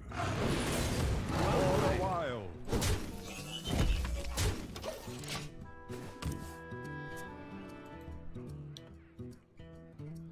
Okay, so if we're gonna think for a second, how can you make a game where it would be okay to swing or throw a cat? There's a couple different ways to do this, as a thought. I just want to take a break and do the mental exercise here, because I am, for the most part, anti-censorship and don't want to just say some form of expression can never be done.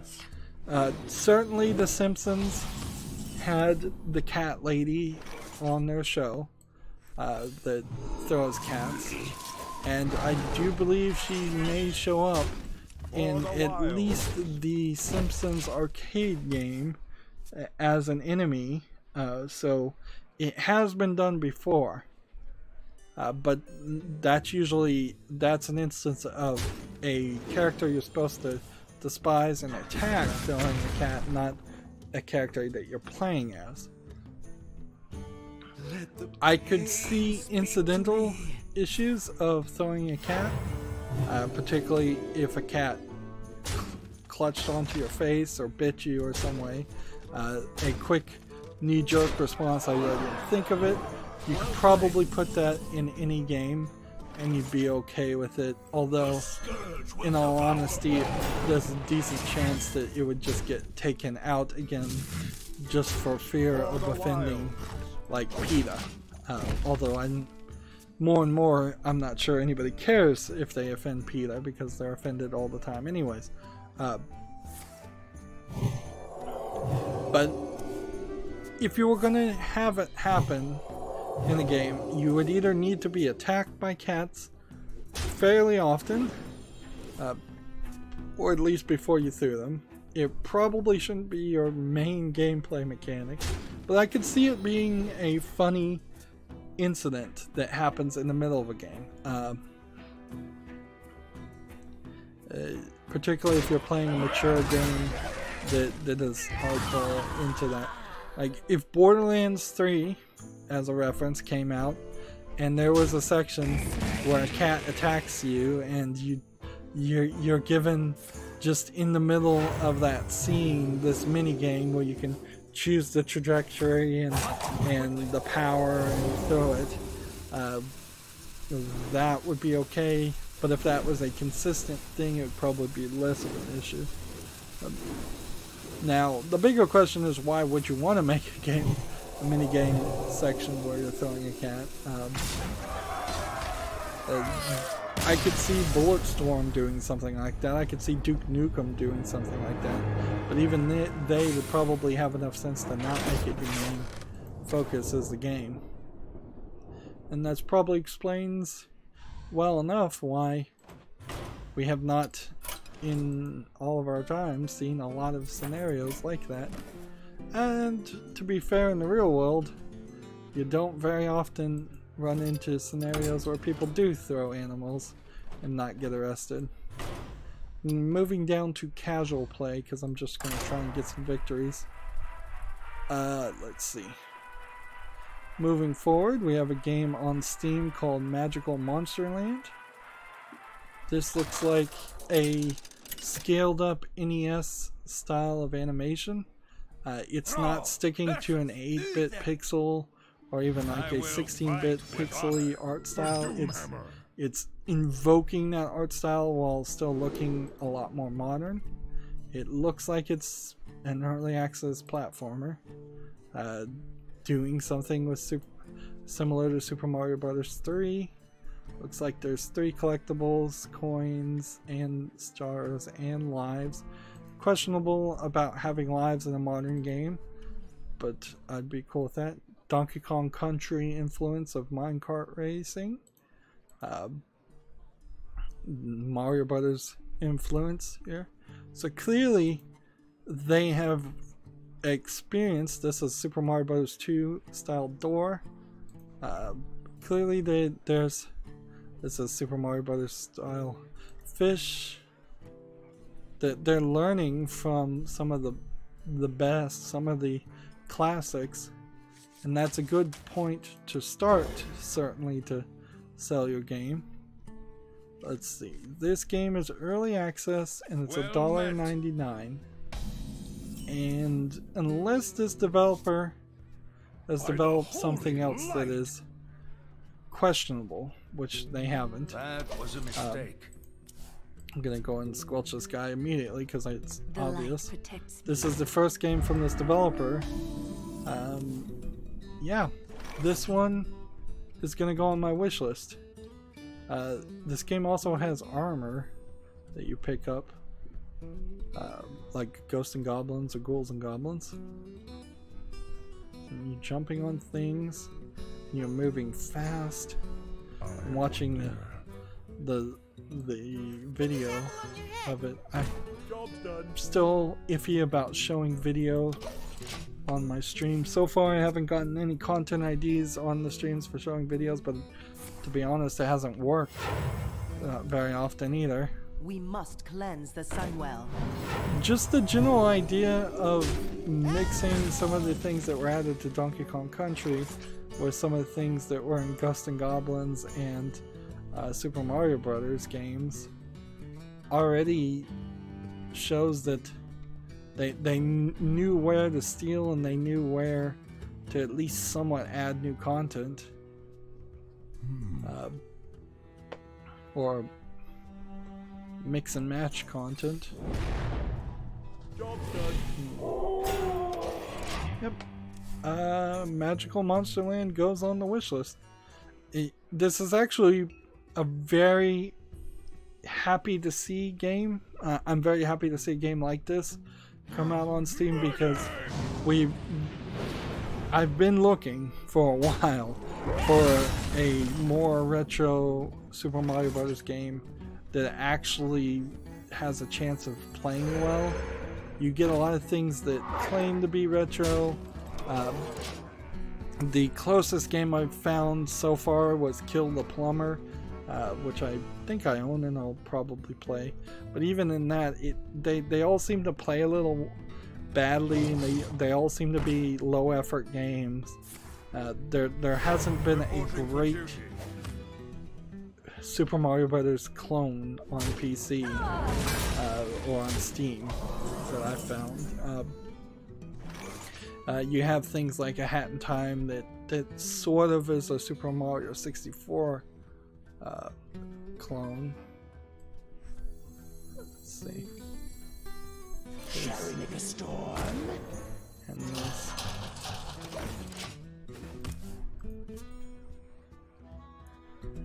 Next game we have on Steam is called Desolate Sands. It's a VR action-adventure indie simulation according to the tags.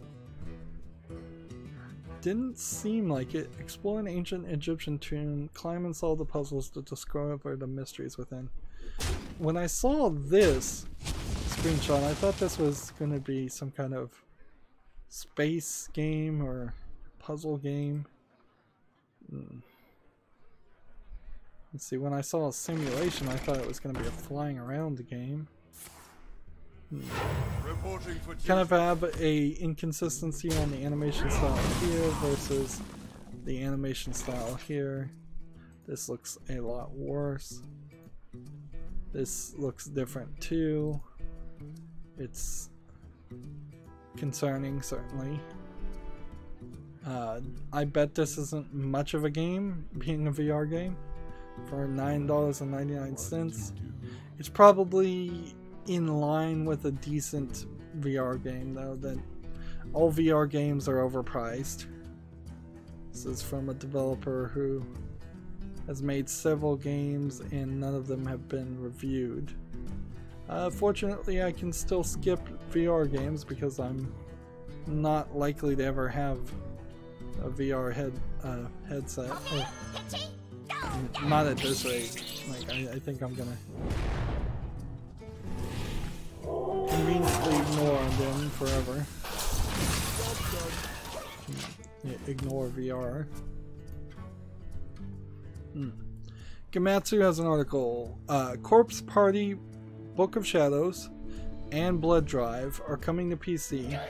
So is Sweet Sacho's Hysteric Birthday Bash coming to the West for PC. So these are, I believe, Xseed published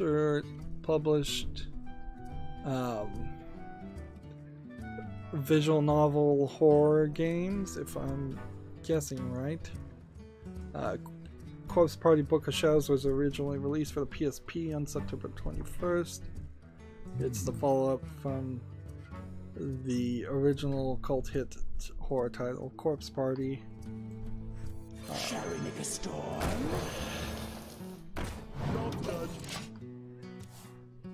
Let's see, Corpse Party Blood Drive was a Vita game that came out in July 2014 in Japan. Corpse Party Sweet Sacho's Hysterical Birthday Bash came out for the PSP August 2012 in Japan, and then Corpse Party 2 Dead Patient was originally released on PC in Japan on May 2013. So this entire series, it seems like, is coming back out, coming to the West, getting localized. More and more we're seeing that happen. Although there is a still small bit of hesitation for Japanese games coming to Steam, particularly the adult Japanese games, because a lot of companies are still happy with the idea of putting a censored version on Steam and then having an uncensored patch available on their website, which then takes control away from Steam to properly label the games, and so then Steam still runs into the problem where somebody has run an uncensored patch on a game and is streaming that game with the uncensored patch and then saying, yo man, I got this on Steam, when technically they kind of didn't. Alright, we can do this. We can do this. We can do this. And we can do that. Job's done.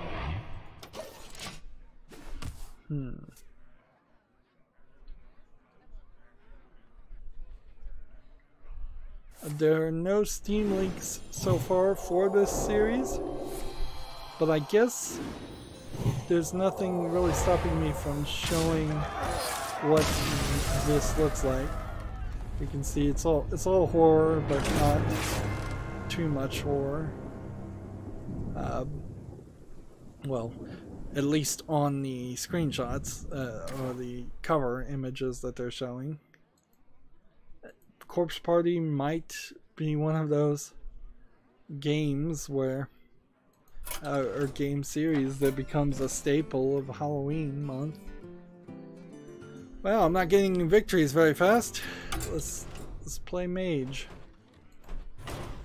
But also I'm not paying a lot of attention. I may have to go into a silent post show because I'm gonna maybe get the news done. Here's a weird one. We've got a game on Steam called Shoemaker, which looks like it is a low-effort asset flip of a game to be a shoe cobbler, shoe repairer. Like, I don't know whoever aspired in life to be a shoe cobbler, though. It's not even really how it works in the West. People don't fix shoes. It's cheaper just to throw them away and buy new ones for the most part. You asked for it. Let's see. This feels a lot reminiscent of the computer repair simulator games I've seen before. This developer has come out with several other games that look like they are troll games, and the vast majority of them are not rated positively. They're mixed, that's what this line means, or they're negative, that's what the thumb down means. So yeah. That's easily a game to skip.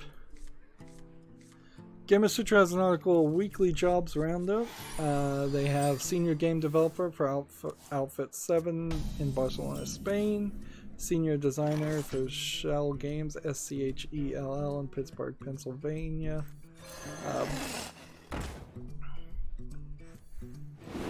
And Technical Artist for Cryptic Studios in Los Gatos, California. And the lead UI VR developer for Plastic Wax in Sydney, New South Wales, Australia. So we can get through that job listing pretty quickly. Next we have a game on Steam called Escape Legacy Ancient Scrolls. This one might be a moderately okay 3D escape room game, but I'm not 100% sure. With this dot in the middle of the screen, it makes me wonder if this is VR only. The thing you're seeing here that makes this look slightly better than your average asset flip horror game or escape the room game is this placement of objects, and this looks like a lived-in world. Seems like there's a character that you get to see for at least a brief second that you're probably playing as. Running out of time, so have to Unravel. play.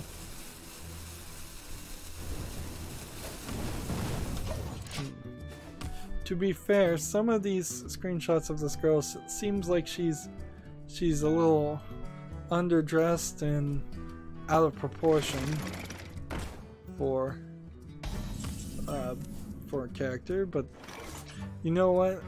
I'm not gonna complain too much. That doesn't look completely unrealistic as far as an artistic style, or as far as a person. Escape Legacy is 20% off for $7.19. It doesn't use VR, surprisingly. So unless this developer has made some other games that are really bad, no. This one deserves to be on the wish list at least until we see some reviews on it, or until a considerable amount of time has happened to indicate that it will never get reviews. I am gonna have to probably have a come to Jesus moment at some point and realize that if games don't get reviews in the first couple of weeks, it probably will never get any reviews. But I'd also like to see that change. I'd like to see YouTubers like me figure out ways to have that not be the case. Let's see. I'd like to see games get reviews, older games get reviews, and have new people trying older games and building some word of mouth around games. Moving on, we have an article. Rockstar, GameIndustry.biz has this article. Rockstar has been working, quote, working 100-hour weeks on Red Dead Redemption 2. Studio co-founder Dan Houser details the effort to put in into the upcoming Wild West epic.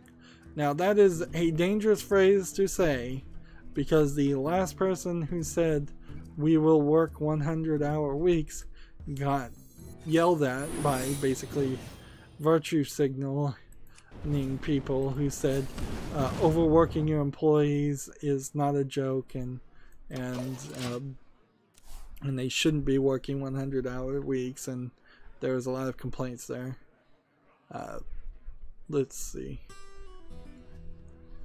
And in all honesty, look at the comparison. Japan doesn't want people working over 80 hours a month, 4 weeks, whereas Rockstar Games, which I believe is at least in part out of the United States, but I think they have some offices everywhere. This is Rockstar San Diego, actually, so that is in the United States, are celebrating the idea of working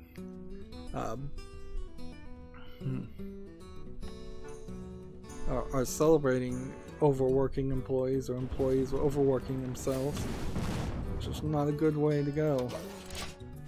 Let's see, there's a paragraph here that says the result is a game that Dan claims is 65 hours long, although 5 hours of the content have actually been cut, and over 300,000 animations and 500,000 lines of dialogue, by 700 voice actors, and even more lines of code.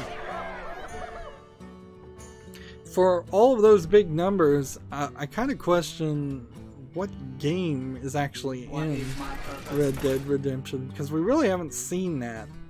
Like, I've heard people shown like 2-hour videos of Red Dead Redemption 2, and the first hour was just people wandering around the barren desert, and that was kind of it. And for as much effort as you put into things, it is still very possible that you're going to find yourself in a position where the game feels empty, or it feels like it's just full of busy work that people don't really want to do.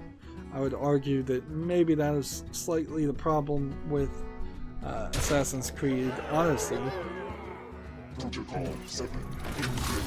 I watched a video covering the entire story of what has happened in the Assassin's Creed timeline, and there definitely is stuff there that I don't know, because I've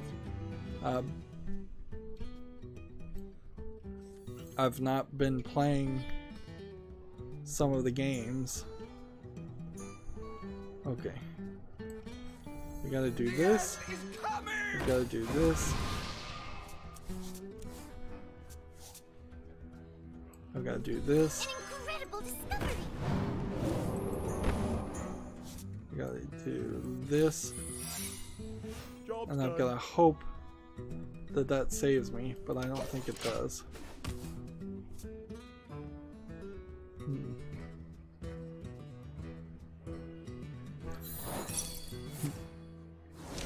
We have a GameIndustry.biz article. Sony has delayed the PS4 release of Senran Kagura over the sexually explicit content. Platformer holder requests the removal of the intimacy mode, which features sexual interactions with underage girls. As I understand it, this is a slight misunderstanding or purposeful yellow journalism, I think directly from Eurogamer, as how they're phrasing it, but I guess we can blame this one actually directly.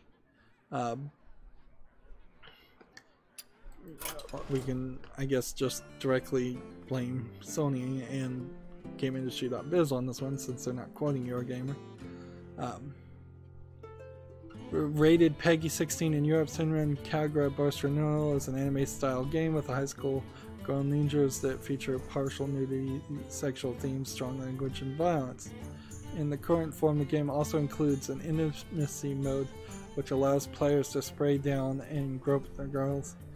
Okay. I mean, we could dance around it, It really is all just going to boil down to fantasy and thought police. Your perspective on that. I thought for maybe a second the intimacy mode was, and it may very well just be more of a massage mode or a skinship mode, which are concepts that are completely misunderstood outside of Japan. But I mean, it could very much just be groping too. The Steam release, fortunately, which will launch alongside the PS4 version, will remain unaltered. So if you want to see that part of the game, I think that's the way to go. Let's see. The intimacy mode has appeared in previous games from Xseed without pushback from Sony. However, according to the Xseed localization producer Torn Lipschultz, this is a brand new policy from the platform holder. He added that while the age of the characters doesn't help, he believes it's the interactivity in general that's the issue.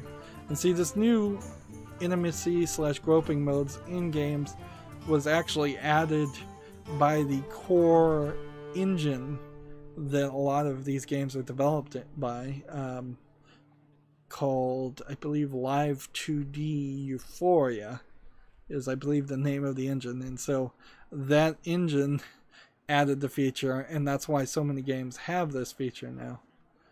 But Live 2D also makes a lot of flat 2D sprites look 3D, or at least have some motion and action to it, and it's really nice software.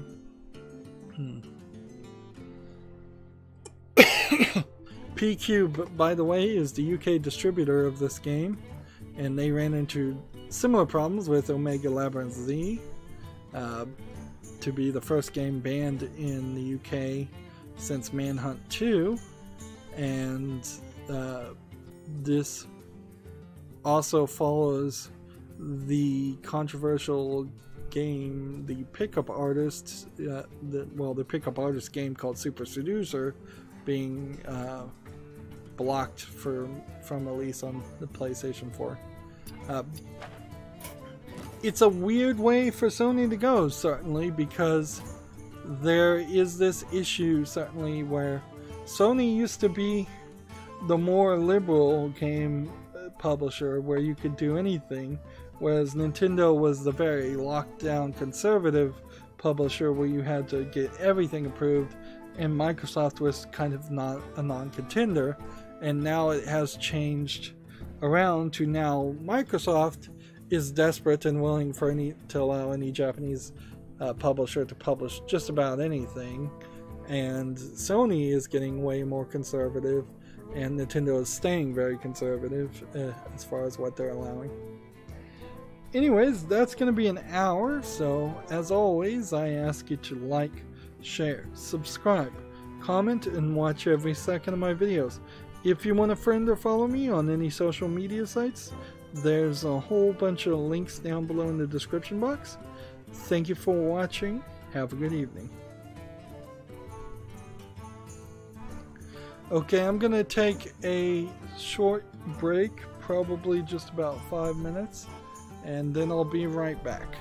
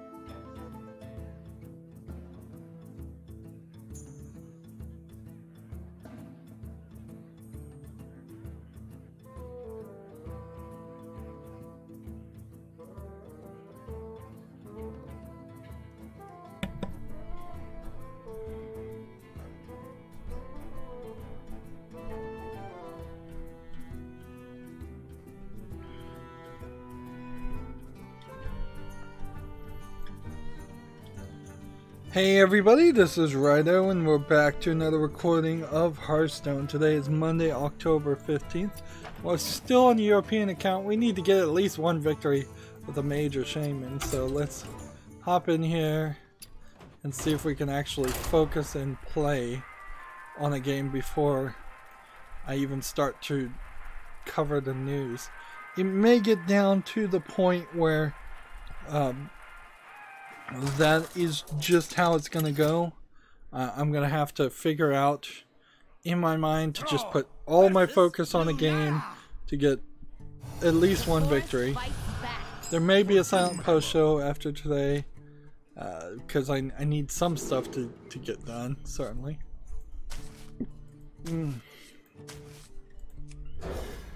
But before, it wasn't going too badly. Still have a decent amount of news, probably more than an hour's worth of news. I think what we'll end up doing is more and more I'm gonna leave stuff behind and hold on to it for the next stream. Particularly, well, my complaint was that on Mondays there wasn't there wasn't enough news because the weekends weren't getting games on Steam. But maybe that's not really the case because I'm clearly right now running into issues. Well, I think I may get a victory here because it seems like this player is not going to play. Okay. So we play this, we play this, we play this in the turn. Time goes short. See, I'm just gonna stay here. I could probably do something, cover a game in the meantime, but did not end up that lucky. 1-1 with Rush. Let's see. Play a taunt. Go here and here in the turn. So he's now gonna start playing.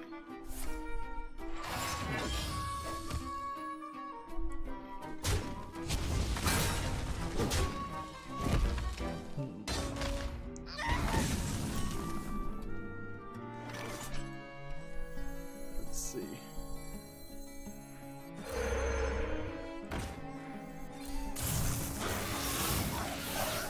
We'll get rid of that minion and play. Ideally, what I want is to make it to the 10th turn and have 2 bloodlusts, which seems pretty doable.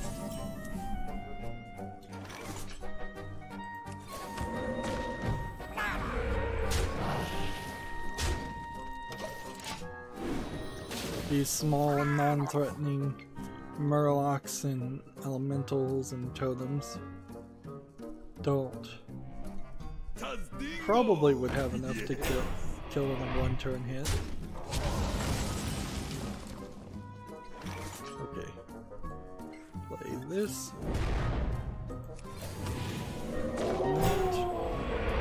And in the turn.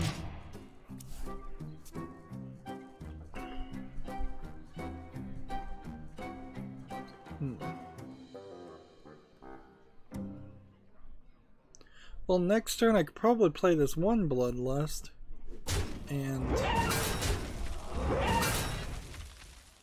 do a decent amount of damage, but is it enough?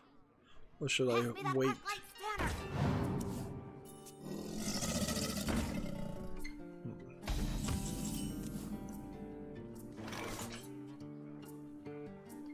Okay, well, we can do this and that.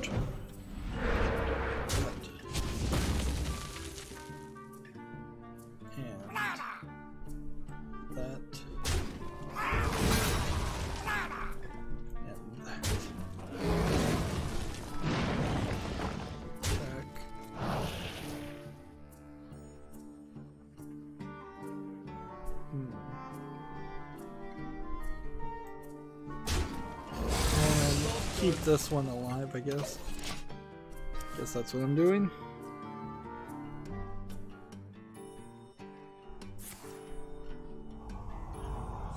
Or at least make him spend 6 mana to kill one character.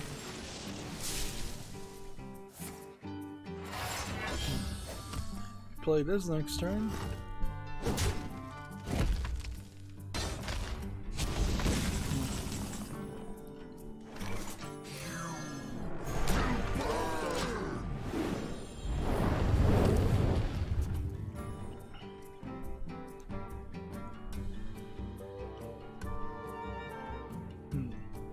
So now while he's struggling to kill Barry and Gedon, I can work my way to playing these enemies, these characters.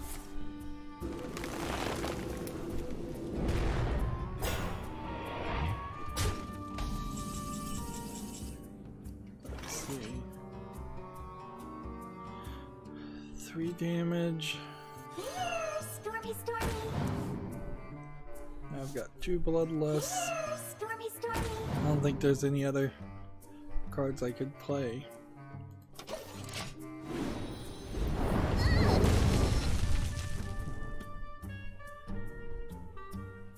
So that would make this do 9 and 9, almost enough damage if this one could kill this one.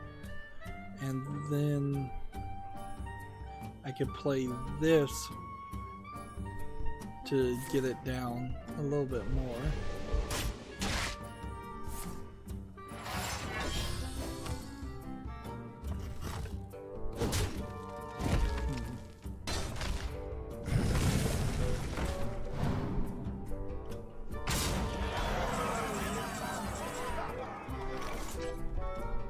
Summon 2 1/1 microbots or deal 3 damage.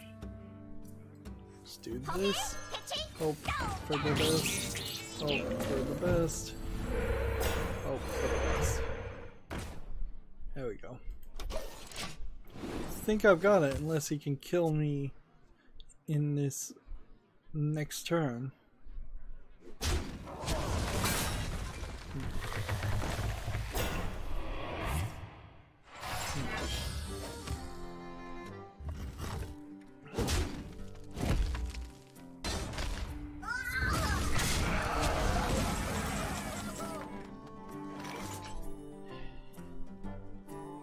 I'm just gonna have to hope. This works. This works. And that. Yeah, I'm not willing to do the math, so just hope that works. And what do you know, if I actually pay attention and don't jump around and cover the news, I can actually get a daily quest done. Although, to be fair, it was the 50 gold daily quest, so that was the wrong one to get done anyways, but whatever. I could challenge a friend certainly to get more victories, but let's just now reduce it back down to token druid, play on casual, and start covering the news again. So we've got a game on Steam called Spacefarers, which looks awful. It's got the black bars on the side telling me it's not widescreen. You've got this pixel animation, extremely low effort game. This isn't the kind of game that would probably fail you in a computer programming course if this is the project you turn in, unless you are literally in a course with a teacher that knows you have literally no artistic ability whatsoever and they don't care. That's one of the reasons why you should always investigate any kind of vocational school, particularly for video game programming. If they don't have a graphic arts design courses also that you could partner up and team with somebody who can actually make your game, your programming look good, well, you're losing out at the very least on some experience that you should be getting in college.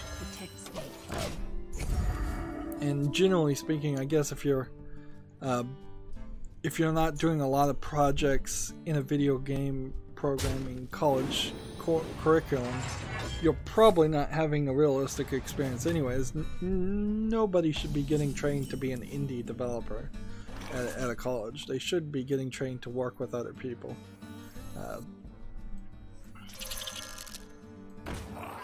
Let's see. Guess I could kill this one. I can just attack. Job's done. No. This game is in English and Polish. It's 25% off for $3.74. This is a joke. Like, this is a level of quality of games that I think probably would fit into Steam's description of straight up trolling, when you're asking for so much money and you're offering such a bad looking product. I think that at a certain point that does just fall into their straight up trolling description. Let's see. Next we have a game on Steam called Refight Burning Engine. It's 60% positive at 15 user reviews already. Free to play strategy game of some sort. Looks like it's a tank game, but clearly multiplayer only, so it's not something I'd ever play. Early access, free to play, and clearly people don't like it. And what are the languages in this? English and simplified Chinese, so I would assume this is a low effort Chinese game. A couple Trents.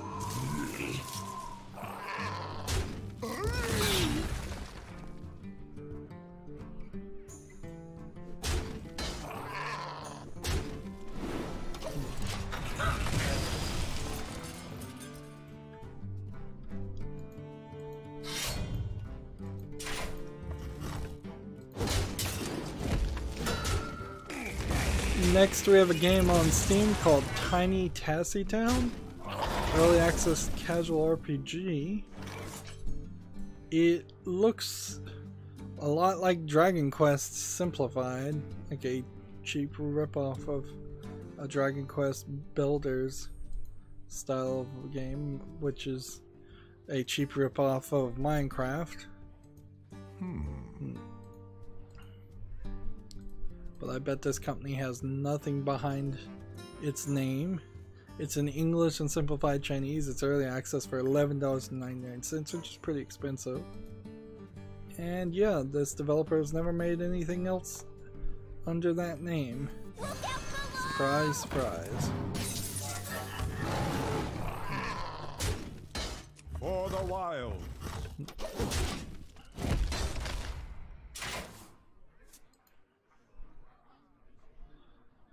Come on and load.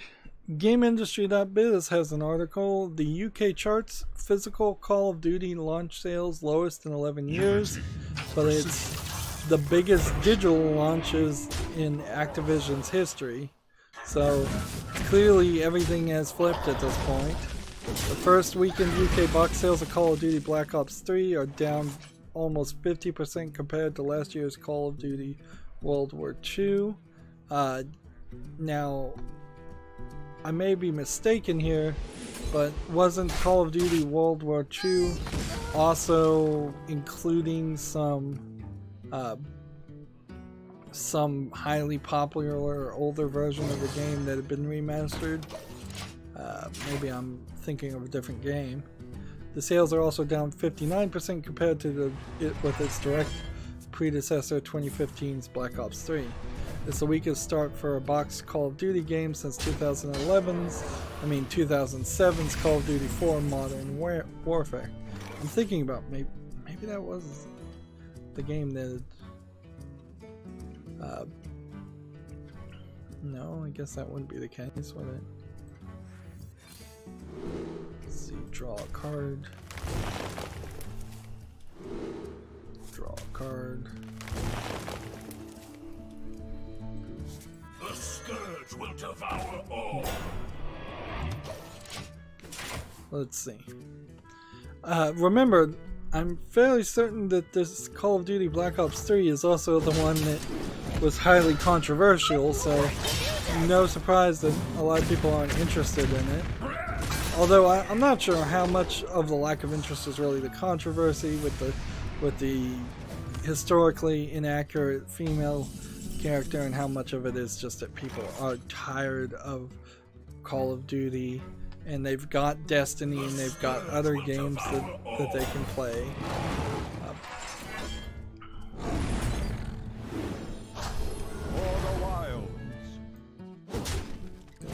Kill this. GameIndustry.biz continues, these figures only include physical units, so they do not figure the sales of digital downloads, but also you could argue that maybe some digital downloads are straight up lies. Let's see. Activision has since revealed that Black Ops 3 is the biggest digital day one launch ever, and that on day one a total number of people who connected online to play Black Ops 4 is increased from last year's release. Even without digital, Black Ops 3 is still the second biggest box launch of the year, behind FIFA 19. I guess that's coming from that company and not from everybody. It's also the earliest launch for Call of Duty for over 2 console generations. The game usually arrives in early or mid-November. That probably is a big reason for a lack of sales on it also.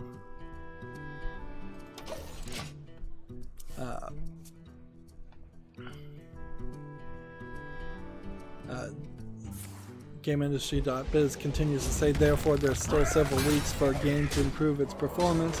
I don't think video game sales quite work that way. I don't think you can say, well, usually we release our game at this point on the calendar, therefore if we release it early we'll get more sales because we'll get the same amount of sales at that point. Anyways, like, and I don't think you can believe in that magical thinking.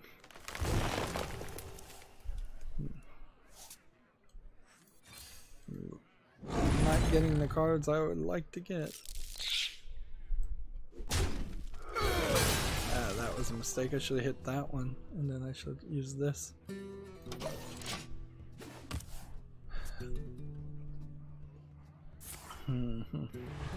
58% of sales were on PS4, with 41% coming on Xbox One. The remainder was PCs.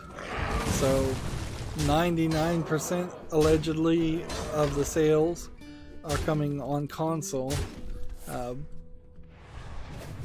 which is questionable, coupled with a 25% decline in box launch of FIFA 19. Quarter 4 hasn't gone off on a strong site.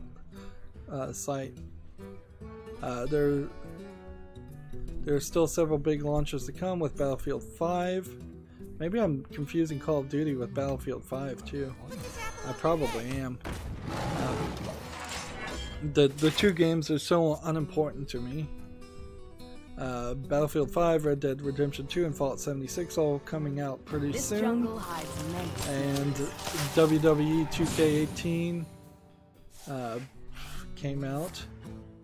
Although, wouldn't that be WWE 2K19 that came out?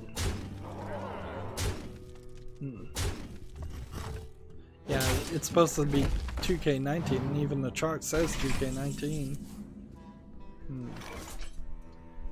People need to edit their articles better. Well, moving on. Speak your peace. I should probably just concede at this point, but... Hey, catch! For the wilds. Well, job done. Let's see, we have a game on Steam called Cold-Blooded Cube, which looks like it's a simplistic black and white cube puzzler game. Nothing here that looks very interesting. It's probably a troll game, looking at the gun that is here, too. 4 achievements, 40% off for 59 cents. Yes, this does not look like a good game. The publisher doesn't look like they published anything that drives me away from the idea of it being a troll game. Alright.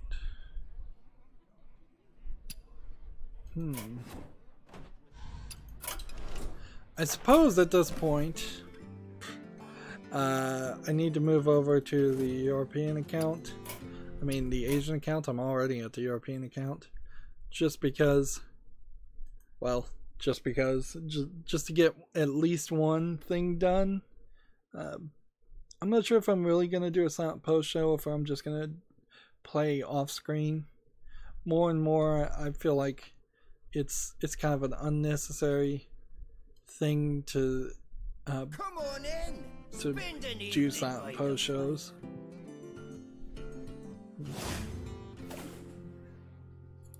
Well, apparently something is off on the Asian account, so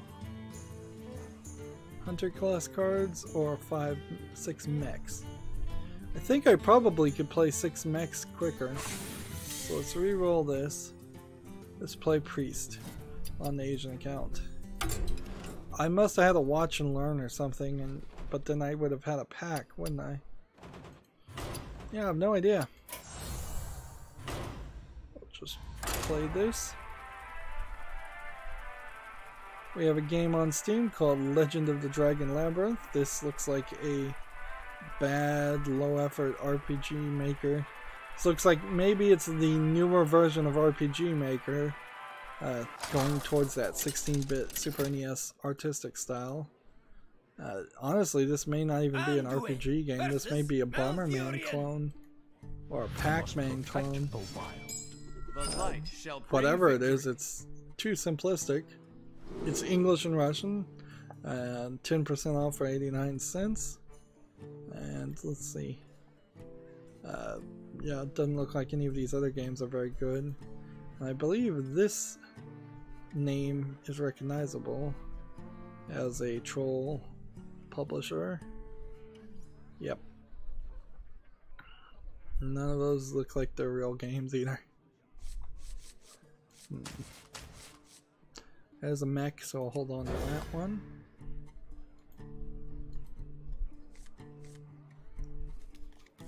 Let's see.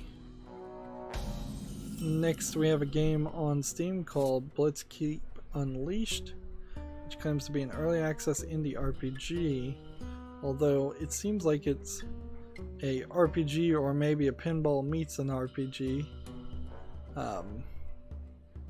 So it's a dash attack top-down game. That might not be a terrible thought for a game.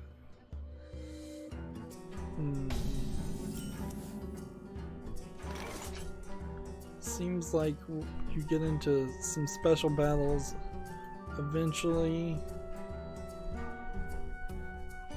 So there's dungeon map, there's an interface that's been drawn here, there's an overworld map, there's a shop, there's leveling up.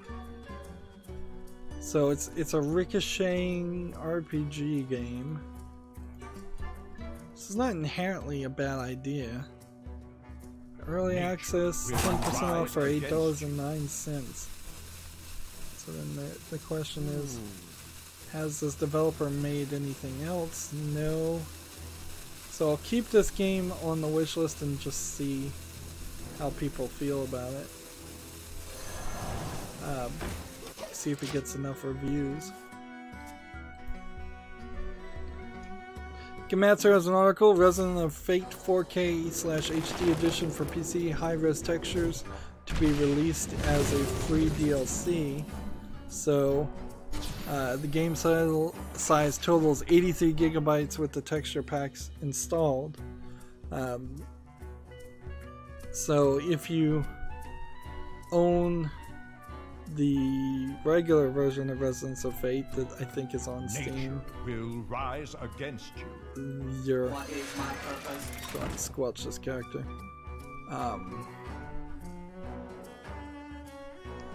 It says, since the PC version was originally required about 83 gigabytes of space, releasing the high resolution texture separately allowed them to reduce the space required to play to only 16 gigabytes. So you can play the game with the regular texture graphics for only 16 gigabytes, or you have to spend another 60, what would that be, 67 gigs of texture files. Not really surprising. That's the way a lot of games are going. That's going to be harder done than SSD, certainly. Let's see. I'm just going to end my turn and try to have a full hand, and then play this, and play this.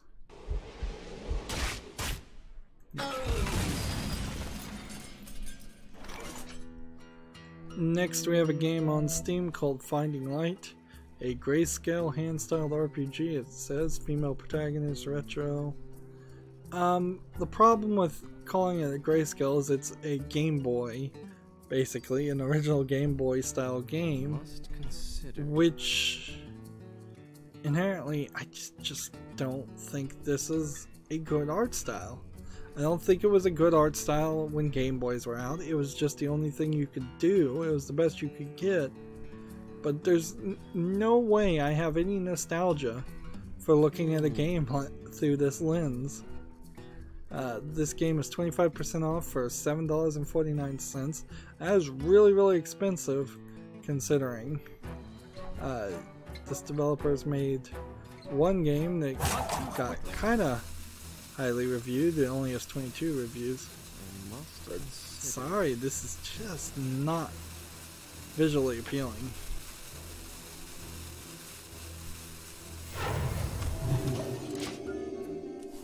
It really isn't. So closing that tab. Let's see. Next we have a game called Toho Dreaming Butterfly. It's not in English, it's a bullet hell shooter game of some sort. Flashy and busy, but of course simplified Chinese only, so who knows how good it really is. $14.99. So clearly I can't put that on the wish list. Okay, if you're holding a dragon, deal 3 damage to all other minions. Trying to do this as best as I can and really win.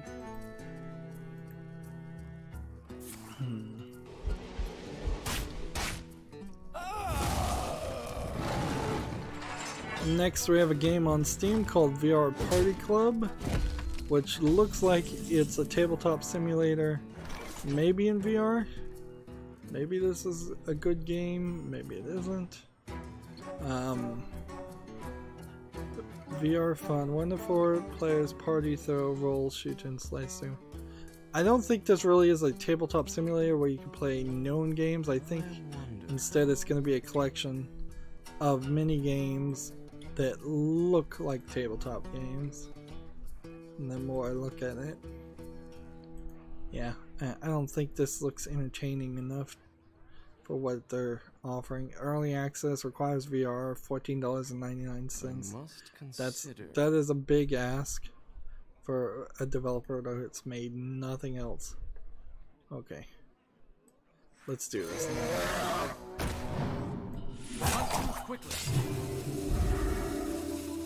And in the turn.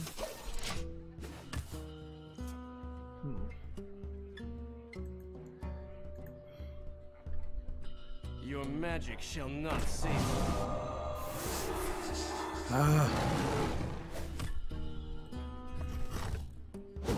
He's just been sitting on a spell breaker.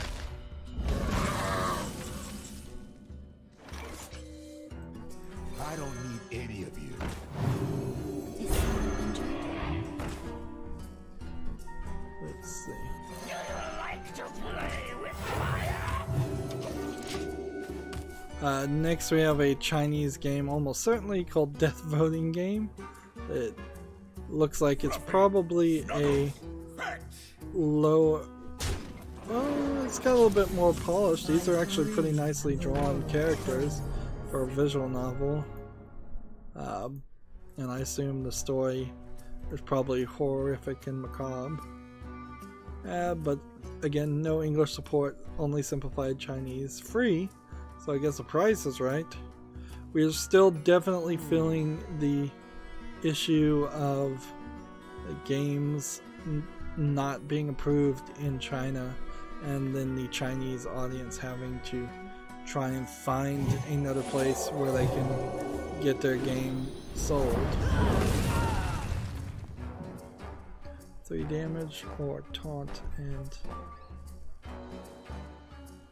let's see. Taunt to deal 2 damage to everybody else. Actually, let's see. If I do this, this will draw a whole bunch of cards.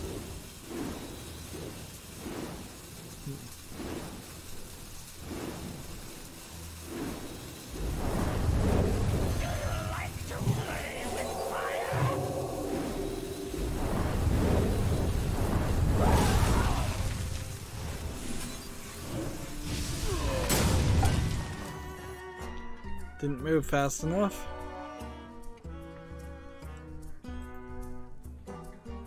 Let's see. Okay.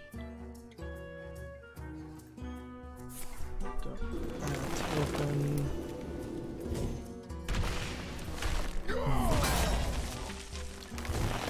Tech Raptor has an article. Update: how to make sure your PS4 doesn't get bricked and what to do if it is. The update says, though there's been no public announcement on the, of a fix for this issue when asked to the PlayStation support Twitter account for the UK, responded that the issue has been resolved and that it wasn't technically breaking any PlayStation 4s, just forcing them into a crash loop, which, okay, then that's probably a true statement. Technically true. What is my purpose? The Ask PlayStation UK support agent then listed the internal recommended steps for resolving issues. Let's see. It says delete the messages on the PS mobile app, go into safe mode, use option 5, console back to normal. Is the recommended thing.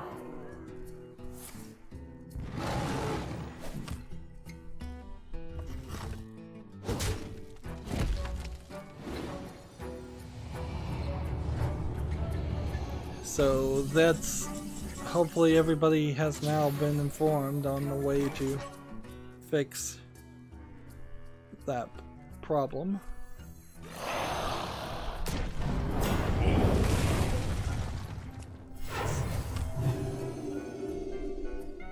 And I comply.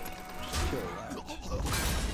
In return, we have a game on Steam called Dungeons and Diners, which would be an interesting name. Unfortunately, it looks like a MS Paint level, just really awful looking, low effort dungeon crawler game that I heavily suspect is not in English at all. It's probably a cheap Chinese game. Yep, simplified Chinese.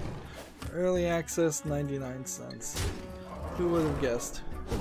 And so many of these developers have never even thought about, I imagine, putting anything on Steam. But like I was saying before, their games aren't getting approved on Wii Game in China, and so they have no idea what to do. Pain, speak to me.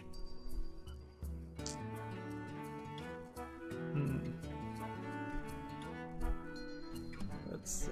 I guess heal this. Only have a few more games to talk about, and I'm gonna check to see how long I've been going, and then I think we're just gonna kind of wrap up, and I'll play some stuff off screen. Just because I don't really feel a reason to do a silent post show. 2 damage to everybody else, or silence all enemy minions and draw a card. Silence all enemy minions first. Give this +2/+2. Give this that. And let's see. Heal this there.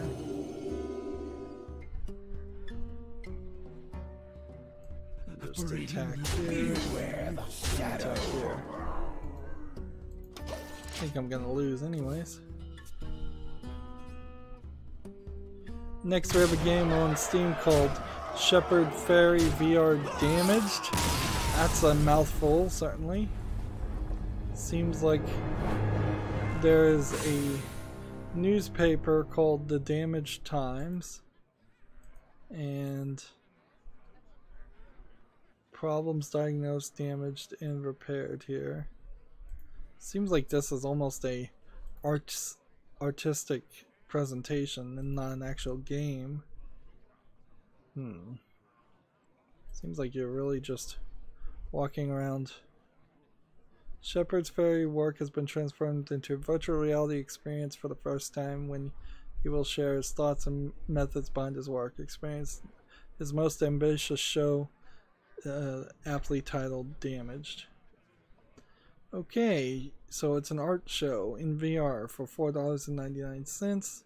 That price is not terrible. Unfortunately, this developer has never made anything before, and I don't know who Shepherd Fairy is. He could be a world-renowned artist, or he could be a nobody pretending to be a world-renowned artist. It's hard to tell. At first glance, his art doesn't look that interesting or that prevalent, so it really looks like you're probably paying $5 for less than 30 pieces of art, and who knows how close you can get to that art or how impactful being able to virtually get close to the art actually matters.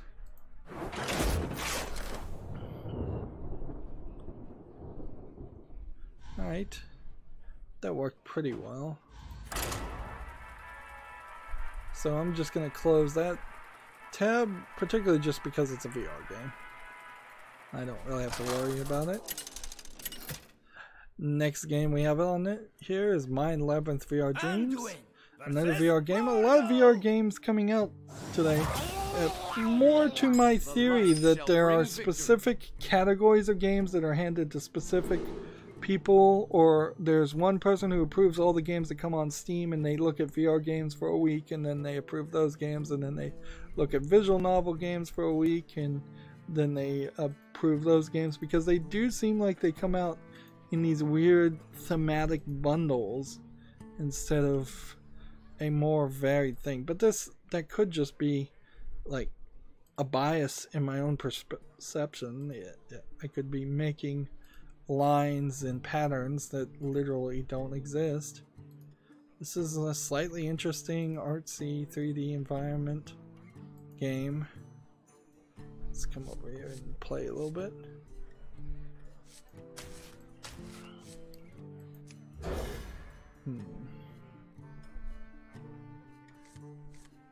So this Mind Labyrinth VR Dreams is a massive $24.99. That is way too expensive to consider. VR games are already too expensive, and when you look at the other two games this developer has, one is a bundle that has mixed reviews, and one called Mind Unleashed that's 50% positive with 22 reviews. That's just, it's unreasonable in its price, particularly since Mind Unleashed was $2.99 and it had mixed reviews between the 22 people that bothered to review it. That is way too expensive. And I wouldn't be surprised if Mind Labyrinth VR Dreams is a just repackaging of Mind Unleashed, or very similar. Alright, we can do this. Any of you. And in the turn. Next, we have a game on Steam called Dreadnought. It's 59% positive with 530 user reviews already. It's a massive multiplayer free-to-play game, so it's already off my list. Seems like you're flying ships, and the graphics look good. I'm a little surprised it's at mixed reviews for the way it looks, because this is pretty good looking. So I'm assuming that it's either full of microtransactions or just a terrible frame rate. Third-party account required. Let's scroll down and look and see what the reviews are complaining about. Seems like the one performance survey says it's all good. Let's see. The underlying premise of the game is fun, but there are massive balance issues they've simply chosen to not address. The lump tier 3 and tier 4 shows together are the same imbalanced matchmaking process that oftentimes has you and a bunch of tier 3 ships facing down a full group of tier 4s with no hope of winning. Couple this with the fact that the advancement and improvement of your own ships is much slower when losing matches, and you get a system where this terrible matchmaking not only makes the game less fun, but also makes it take you that much longer to even get better gearing ships.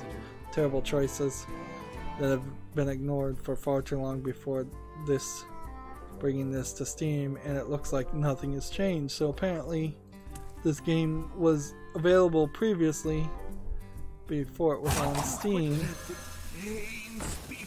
and it had problems that the player base felt were not addressed.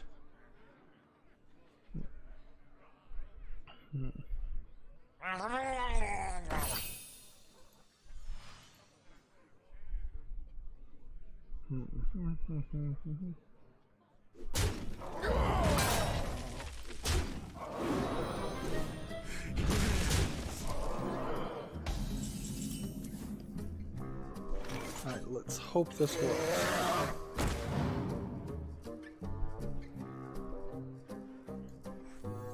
Is someone injured?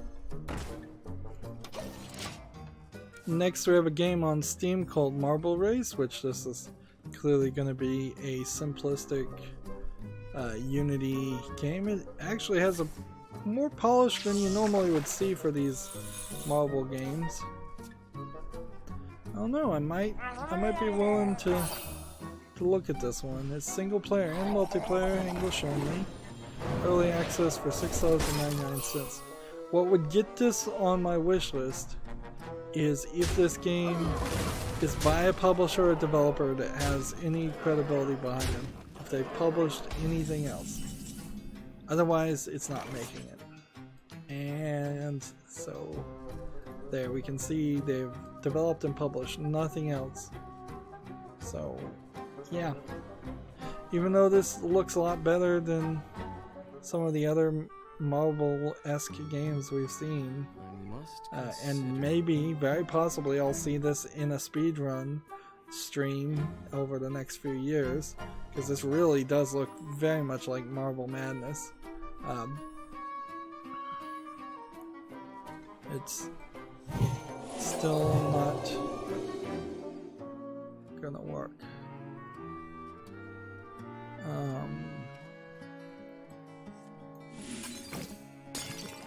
I played that wrong. Totally played that wrong. Quickly.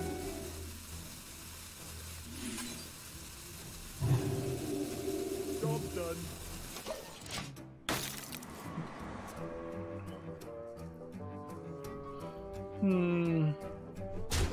I guess I'll put Marble Race on my wish list, and we'll just keep an eye on it and see if that could possibly turn out to be a good move. Still not getting victories. but we are playing the cards that need to be played, so just need to play a bunch of mechs and priest cards, and we'll be done. Tech Raptor has an article: romantic comedy comes to Kingdom Come Deliverance in the new DLC October 16th. There is new DLC coming out for The Witcher 3 pretty soon too. I feel a bit of shame, honestly, that I could never find a place where I'd want to go back and play. Like, I just don't want to play the DLC for The Witcher 3.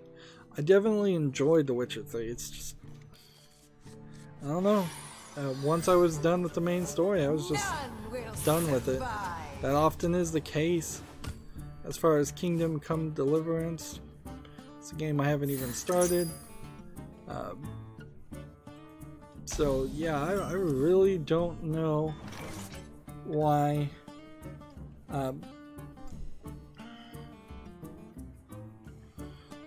or how I would play The Witcher 3 in the future to do the DLC.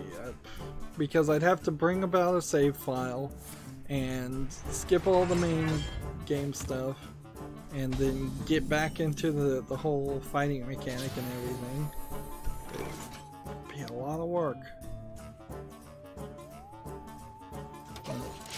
Yep. TechRaptor has the same article that is just phrased differently, so I do want to at least read the title here. TechRaptor's article says, quote, "Welcome to the new 90s," and quote, "Senran Kagura Burst Renewal will be censored on the PS4. TechRaptor, I feel, is anti-censorship a little bit more than What is my purpose? any of the other news sources that I happen to follow. Yeah. So, let's see. See if they say anything in their article that's new or different.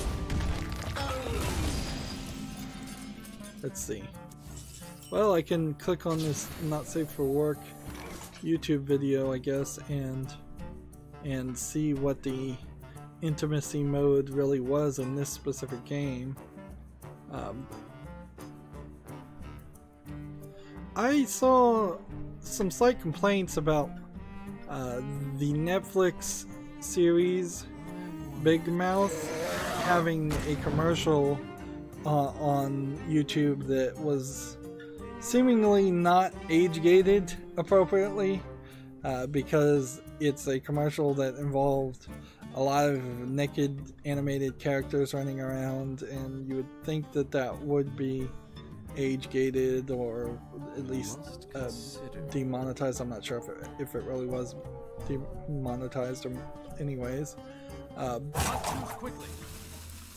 So yeah, there's definitely some double standards on what like big companies like Netflix can get away with on YouTube and what the average YouTuber can do. I'm looking at this intimacy mode. It does seem like it's pretty much just groping simulator. You can grab the girl anyway, put her in different costumes. You can slap her bust. And that seems to be what the video is doing the most part of. And the characters responding to these interactions, and so yeah, this is not even on the level. I thought this might be the game where you have to massage the character, but it's not even that. This is straight up just groping. Of course, that's what you expect from a Senran Kagura game, or it's what you should expect from a Senran Kagura game. These are always been lewd games. You can slap the characters behind also as I skip forward. You can remove the bra to at least pasties. I'm not sure if you can get any further than that. There are several girls. As I'm skipping through all these videos. So far I haven't seen the offending girl, if there was an offending girl, as far as looking way too young. I think that's probably a misnomer. I think it's just the actions in general that Sony is having trouble with. Interesting, in this one mode, the player is rapidly clicking on buttons to grope the person and get some like huge combo going.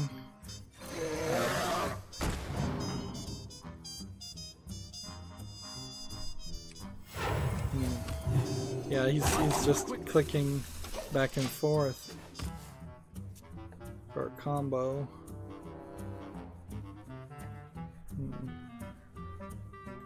My power over you grows stronger yet. Well, at least in this video, there's not a lot going on. It's more titillating than it is actually showing anything or showing any skin or nudity. But yeah, I think that's just going to be the new normal, is that Sony is not going to let that on the PS4.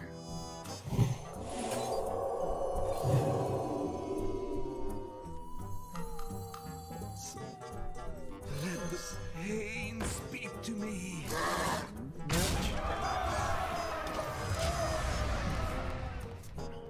Only have a couple more games to talk about. We have a game on Steam called The Masked Mage, which this looks like this is a hidden object game, but they're saying it's a Metroidvania game. Okay, I see what it is. It doesn't look very good. I'm not immediately wanting to say no to this game, but I'm getting very, very close just for the pixely, low-resolution graphics.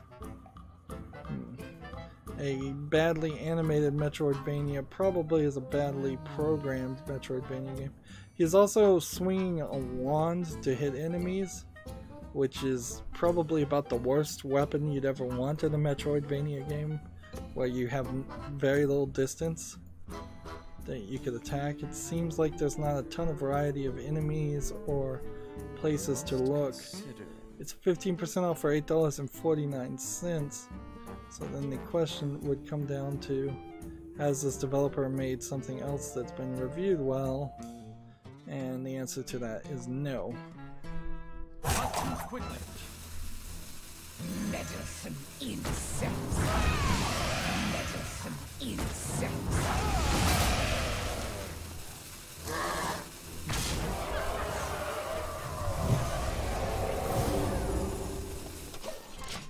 There we go.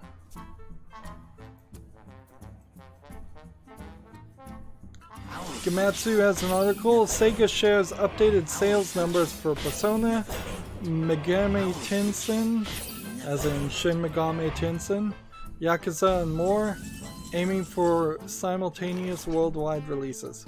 Persona at 9.3 million sales, Yakuza at 12 million and more.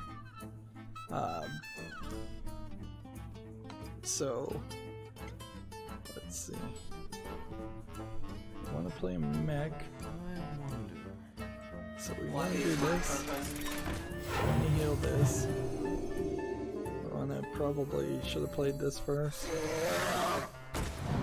And here.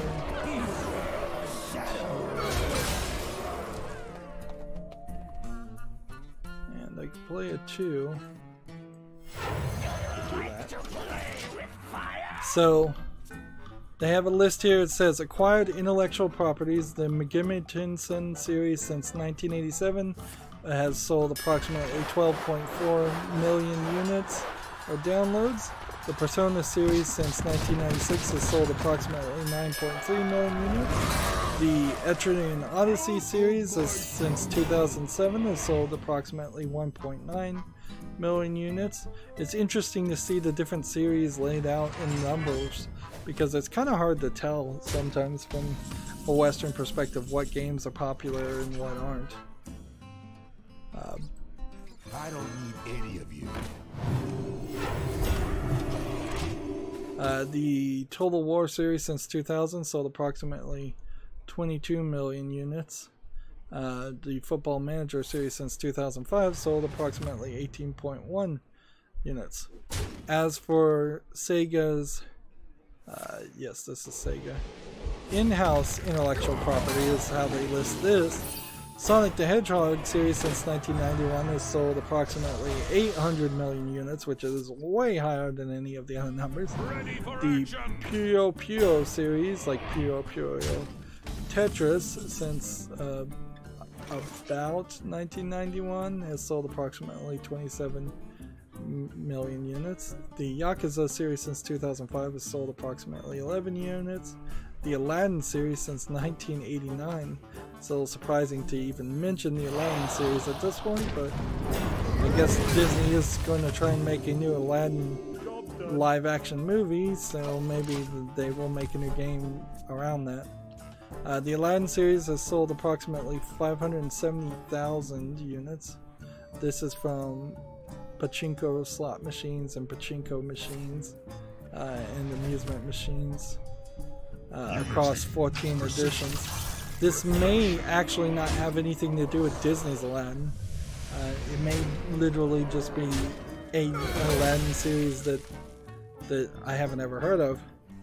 The Beast King series from 2001, another series I haven't heard of, has approximately 490,000 units, again with pachinko slots and pachinko machines and amusement machines. Some enemy minions. Play this in the turn. The Phantasy Star series since 1987 has sold approximately 5 million, although oddly the 5 in this, the way this is typed, is F-I-V-E instead of just the number 5, where everything else has been in numbers. The Chained Chronicle series since 2013 has sold approximately 15 million, another series I've never heard of. And then their licensed third parties are Sega, featuring Hatsune Miku Project series since 2009 has sold approximately 6 SIX million. And then the Hokuto no Ken, or I believe that's JoJo's Bizarre Adventure series, since 2002 is approximately 2.74 million. And the Suten no Ken since 2009. I don't know what that series would be. It's probably a different JoJo's Bizarre Adventure series, unless I'm just mistranslating things completely. I'm gonna play these cards because they'll get things done. Suten no Ken, approximately 440,000 units, again with pachinko and pachinko slot machines being for both Hoto no Ken and Suten no Ken.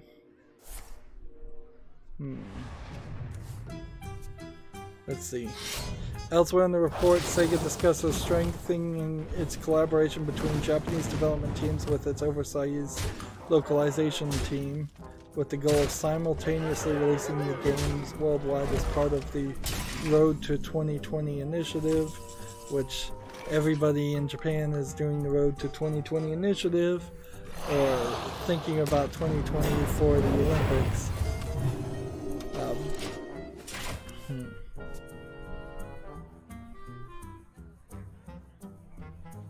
Let's see. There's another quote here that says, well, not a quote, another piece of this article says, also, while not much, the plural use of, quote, games in the following blurb suggests that new Sakura Wars may not be the only new ideal IP that Sega is bringing back. So, basically, that's just more details from Sega having like a shareholders meeting and letting out a lot of information, which is interesting. Fingers crossed. I've almost done everything. I need to play one more game to play a couple more priest cards and a couple more mechs. And then I'll be done with the Asian account. I could theoretically drop back down to the European account. We have a game on Steam called Weaponry Dealer VR. Doesn't look like it's much of a game. It's a build your gun store, your weapon store simulator with some low effort asset flip games, low poly item pictures and things. Yep. If it looks like Roblox, if it looks low poly, you probably don't want to play it. Early access requires VR, 20% off for $7.99. Yep. Nothing there interests me. Not one bit. I'm gonna try to get both mech cards early on. Only have like 3 more games and then that's gonna be it for the stream. I think that will work rather well. Next we have a game on Steam called Space Hole 2018. This looks like a surreal looking asset flip game with some crazy color filters placed all over it. It's a marble rolling game and a flying game in the same thought. This does not seem like a coherent video game thought. Let's see. Early access, 35% off for $1.94. Let's see if this developer's made anything else. Well, they made Space Hole 2016, which was 95% positive of 40 user reviews. I wouldn't be surprised if trolls just voted that game out, though. Like, from what I'm seeing, there's nothing of interest in that at all.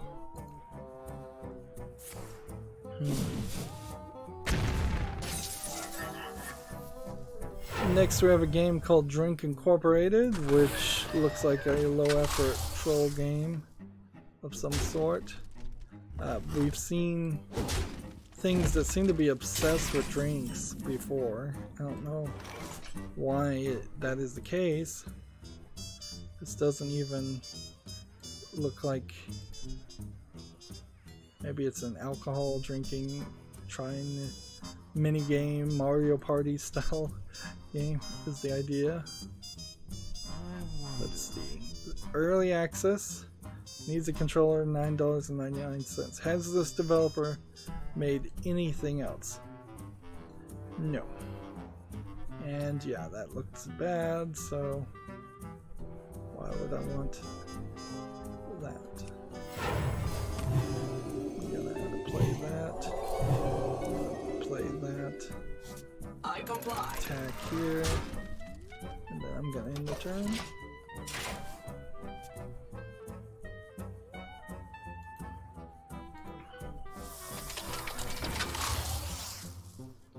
And finally we have Chroma Shift, which I could have sworn has already come out.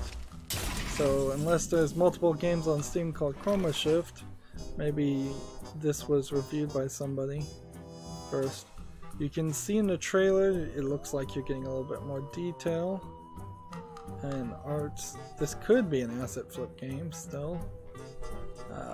It looks like it might be a platformer. Doesn't inherently look like it might. It's gonna guaranteed to be bad, but also doesn't inherently look like it's guaranteed to be good. Having some dark screenshot syndrome problems certainly. Looks like it's very committed to training the player to use the keyboard. 15% off for $10.19. This game is. Let's see if this developer has made anything else. I'll be generous and put this one on the wish list and see if it gets reviewed. Let's see.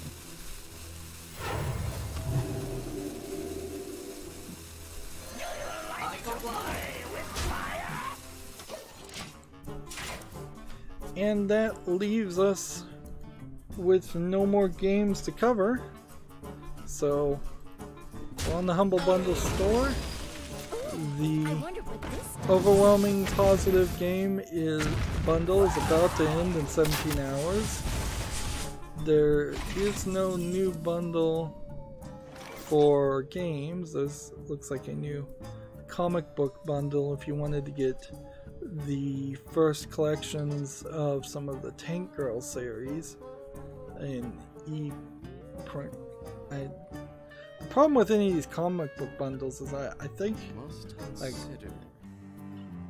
it would be very weird to buy the ebook versions of these series, decide you really love the series and then want the prints, or it'd be very weird also to buy this prints, decide you don't like it and get rid of it. This is an interesting bundle because it literally is all just going to Tank Girl. So if you don't like Tank Girl, the Tank Girl bundle, I guess is what it's called, is definitely not for you.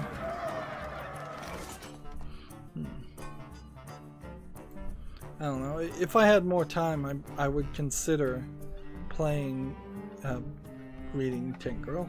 Like, if I had a lot more time. Let's see. Should have played that first. The only bundle that slightly interests me is the Humble Discovery Pack.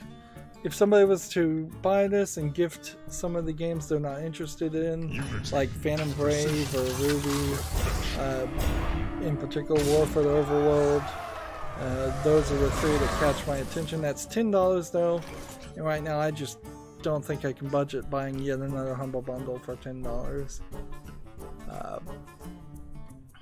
Found out, by the way, that you can pin tabs on Steam, Chrome, so you can just right click a tab and pin it so it won't get moved around.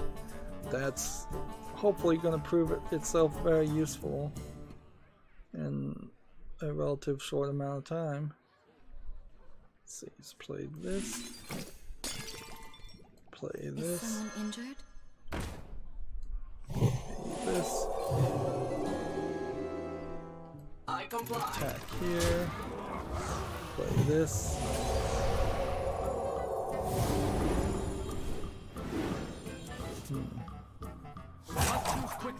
Play this. Job done. And in return. Let's see, reload the page on Amazon Prime. Seems like there's no new Prime giveaways today to mention. So that just puts us back to Twitter as we wrap up here. I doubt on this Monday that anything amazing has happened. So that's all news. And I just want to continuously play cards that I know for a fact are Like to play with fire?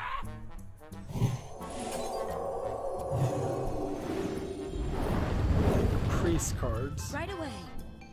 That's what I'm looking for, is priest cards. Job done.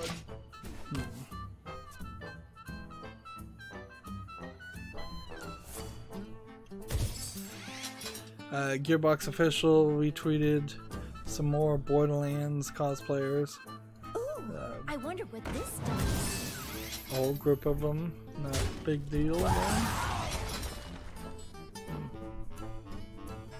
Susan Wojcicki, the CEO of YouTube, tweeted out great feature on Derek Blasberg and his efforts leading fashion and beauty at YouTube. The article is Derek Blasberg on his plans to merge YouTube with the fashion industry. Wow. Is that really what that next word is, industry? That is crazy. Just total insanity. Yeah. I don't think... Like, sure, there are fashion people on YouTube. The idea that YouTube would solely become a fashion... Right away. fashion industry conglomerate is insane. Susan Wojcicki, 25 25 years ago, I took my first computer science class. I realized how creative coding can be. Glad to see at Codeberg focusing on creativity with hashtag Hour of Code. And this is code.org. So she's just promoting things as normal that have nothing to do with any real YouTubers. Or YouTube, really. Trying to take YouTube into some insane direction. She's got another hashtag Hour of Code tweet. She's been on a tweet storm. She really doesn't tweet that often.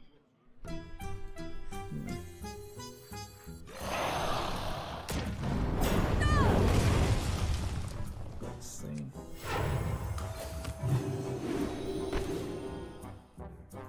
Right away. See, do I want to draw more cards? I guess I might as well.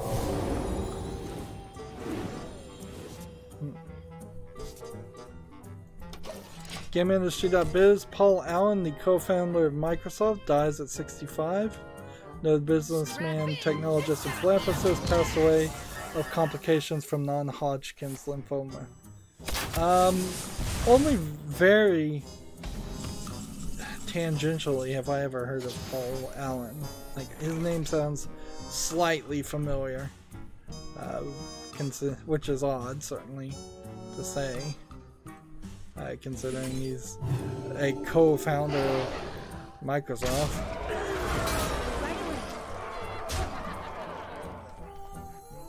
Let's see. 2 damage to all other minions, or 3 damage to all other minions.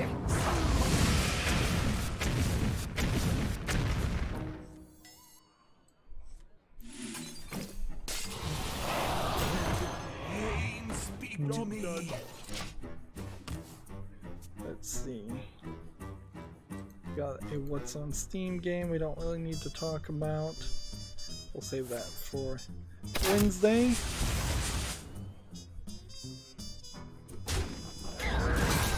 Dead Space Episode 11 aired on my channel. Still not getting the thumbnails embedded.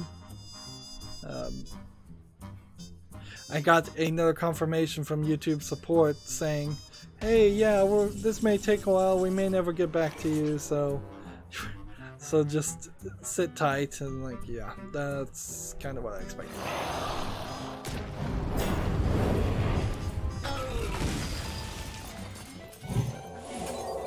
Beware the shadow.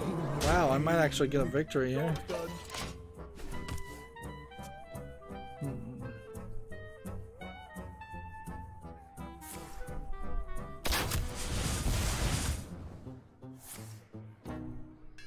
Gamma Sutra has an article, cancelled version of Shenmue HD remaster shows what it could have been.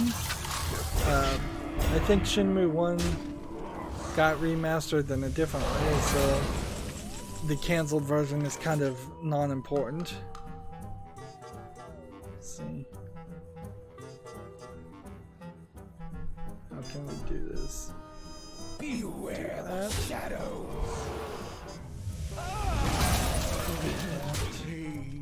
Is someone injured?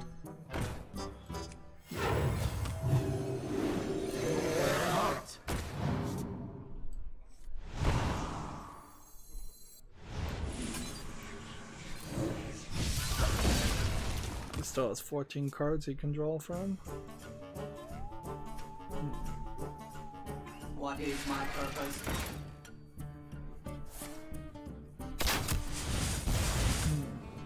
I'm out of cards. I'm out of cards. Layers of Fear episode 13 aired on my channel 4 hours ago. I believe that should put me really close to all the episodes I have for it. Right away.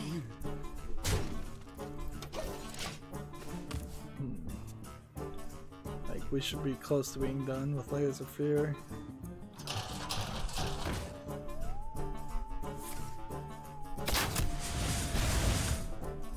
Gamma Citrus and a job listing we'll talk about on Wednesday.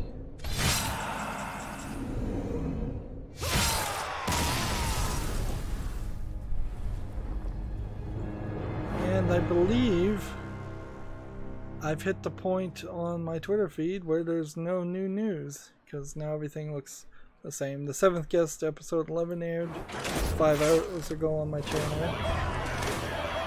We got those 2 done. Good. So yeah, no new news. No more new news on as far as Twitter. We're in the perfect place to wrap it up. The only issue is that I think I need to get one more daily quest done on the European account, and that is it. So everything else should be good. That's going to be it for this recording. As always, I ask you to like, share, subscribe, comment, and watch every second of my videos. If you want a friend or follow me on any social media sites like Twitter, Tumblr, Facebook, Google+, Steam, or Battle.net, all of those links are down below in the description box. And if you want to support me even further, you can friend me on Steam and gift me a game or a gift card, or you can support me directly through Patreon. Thank you for watching. Have a good evening.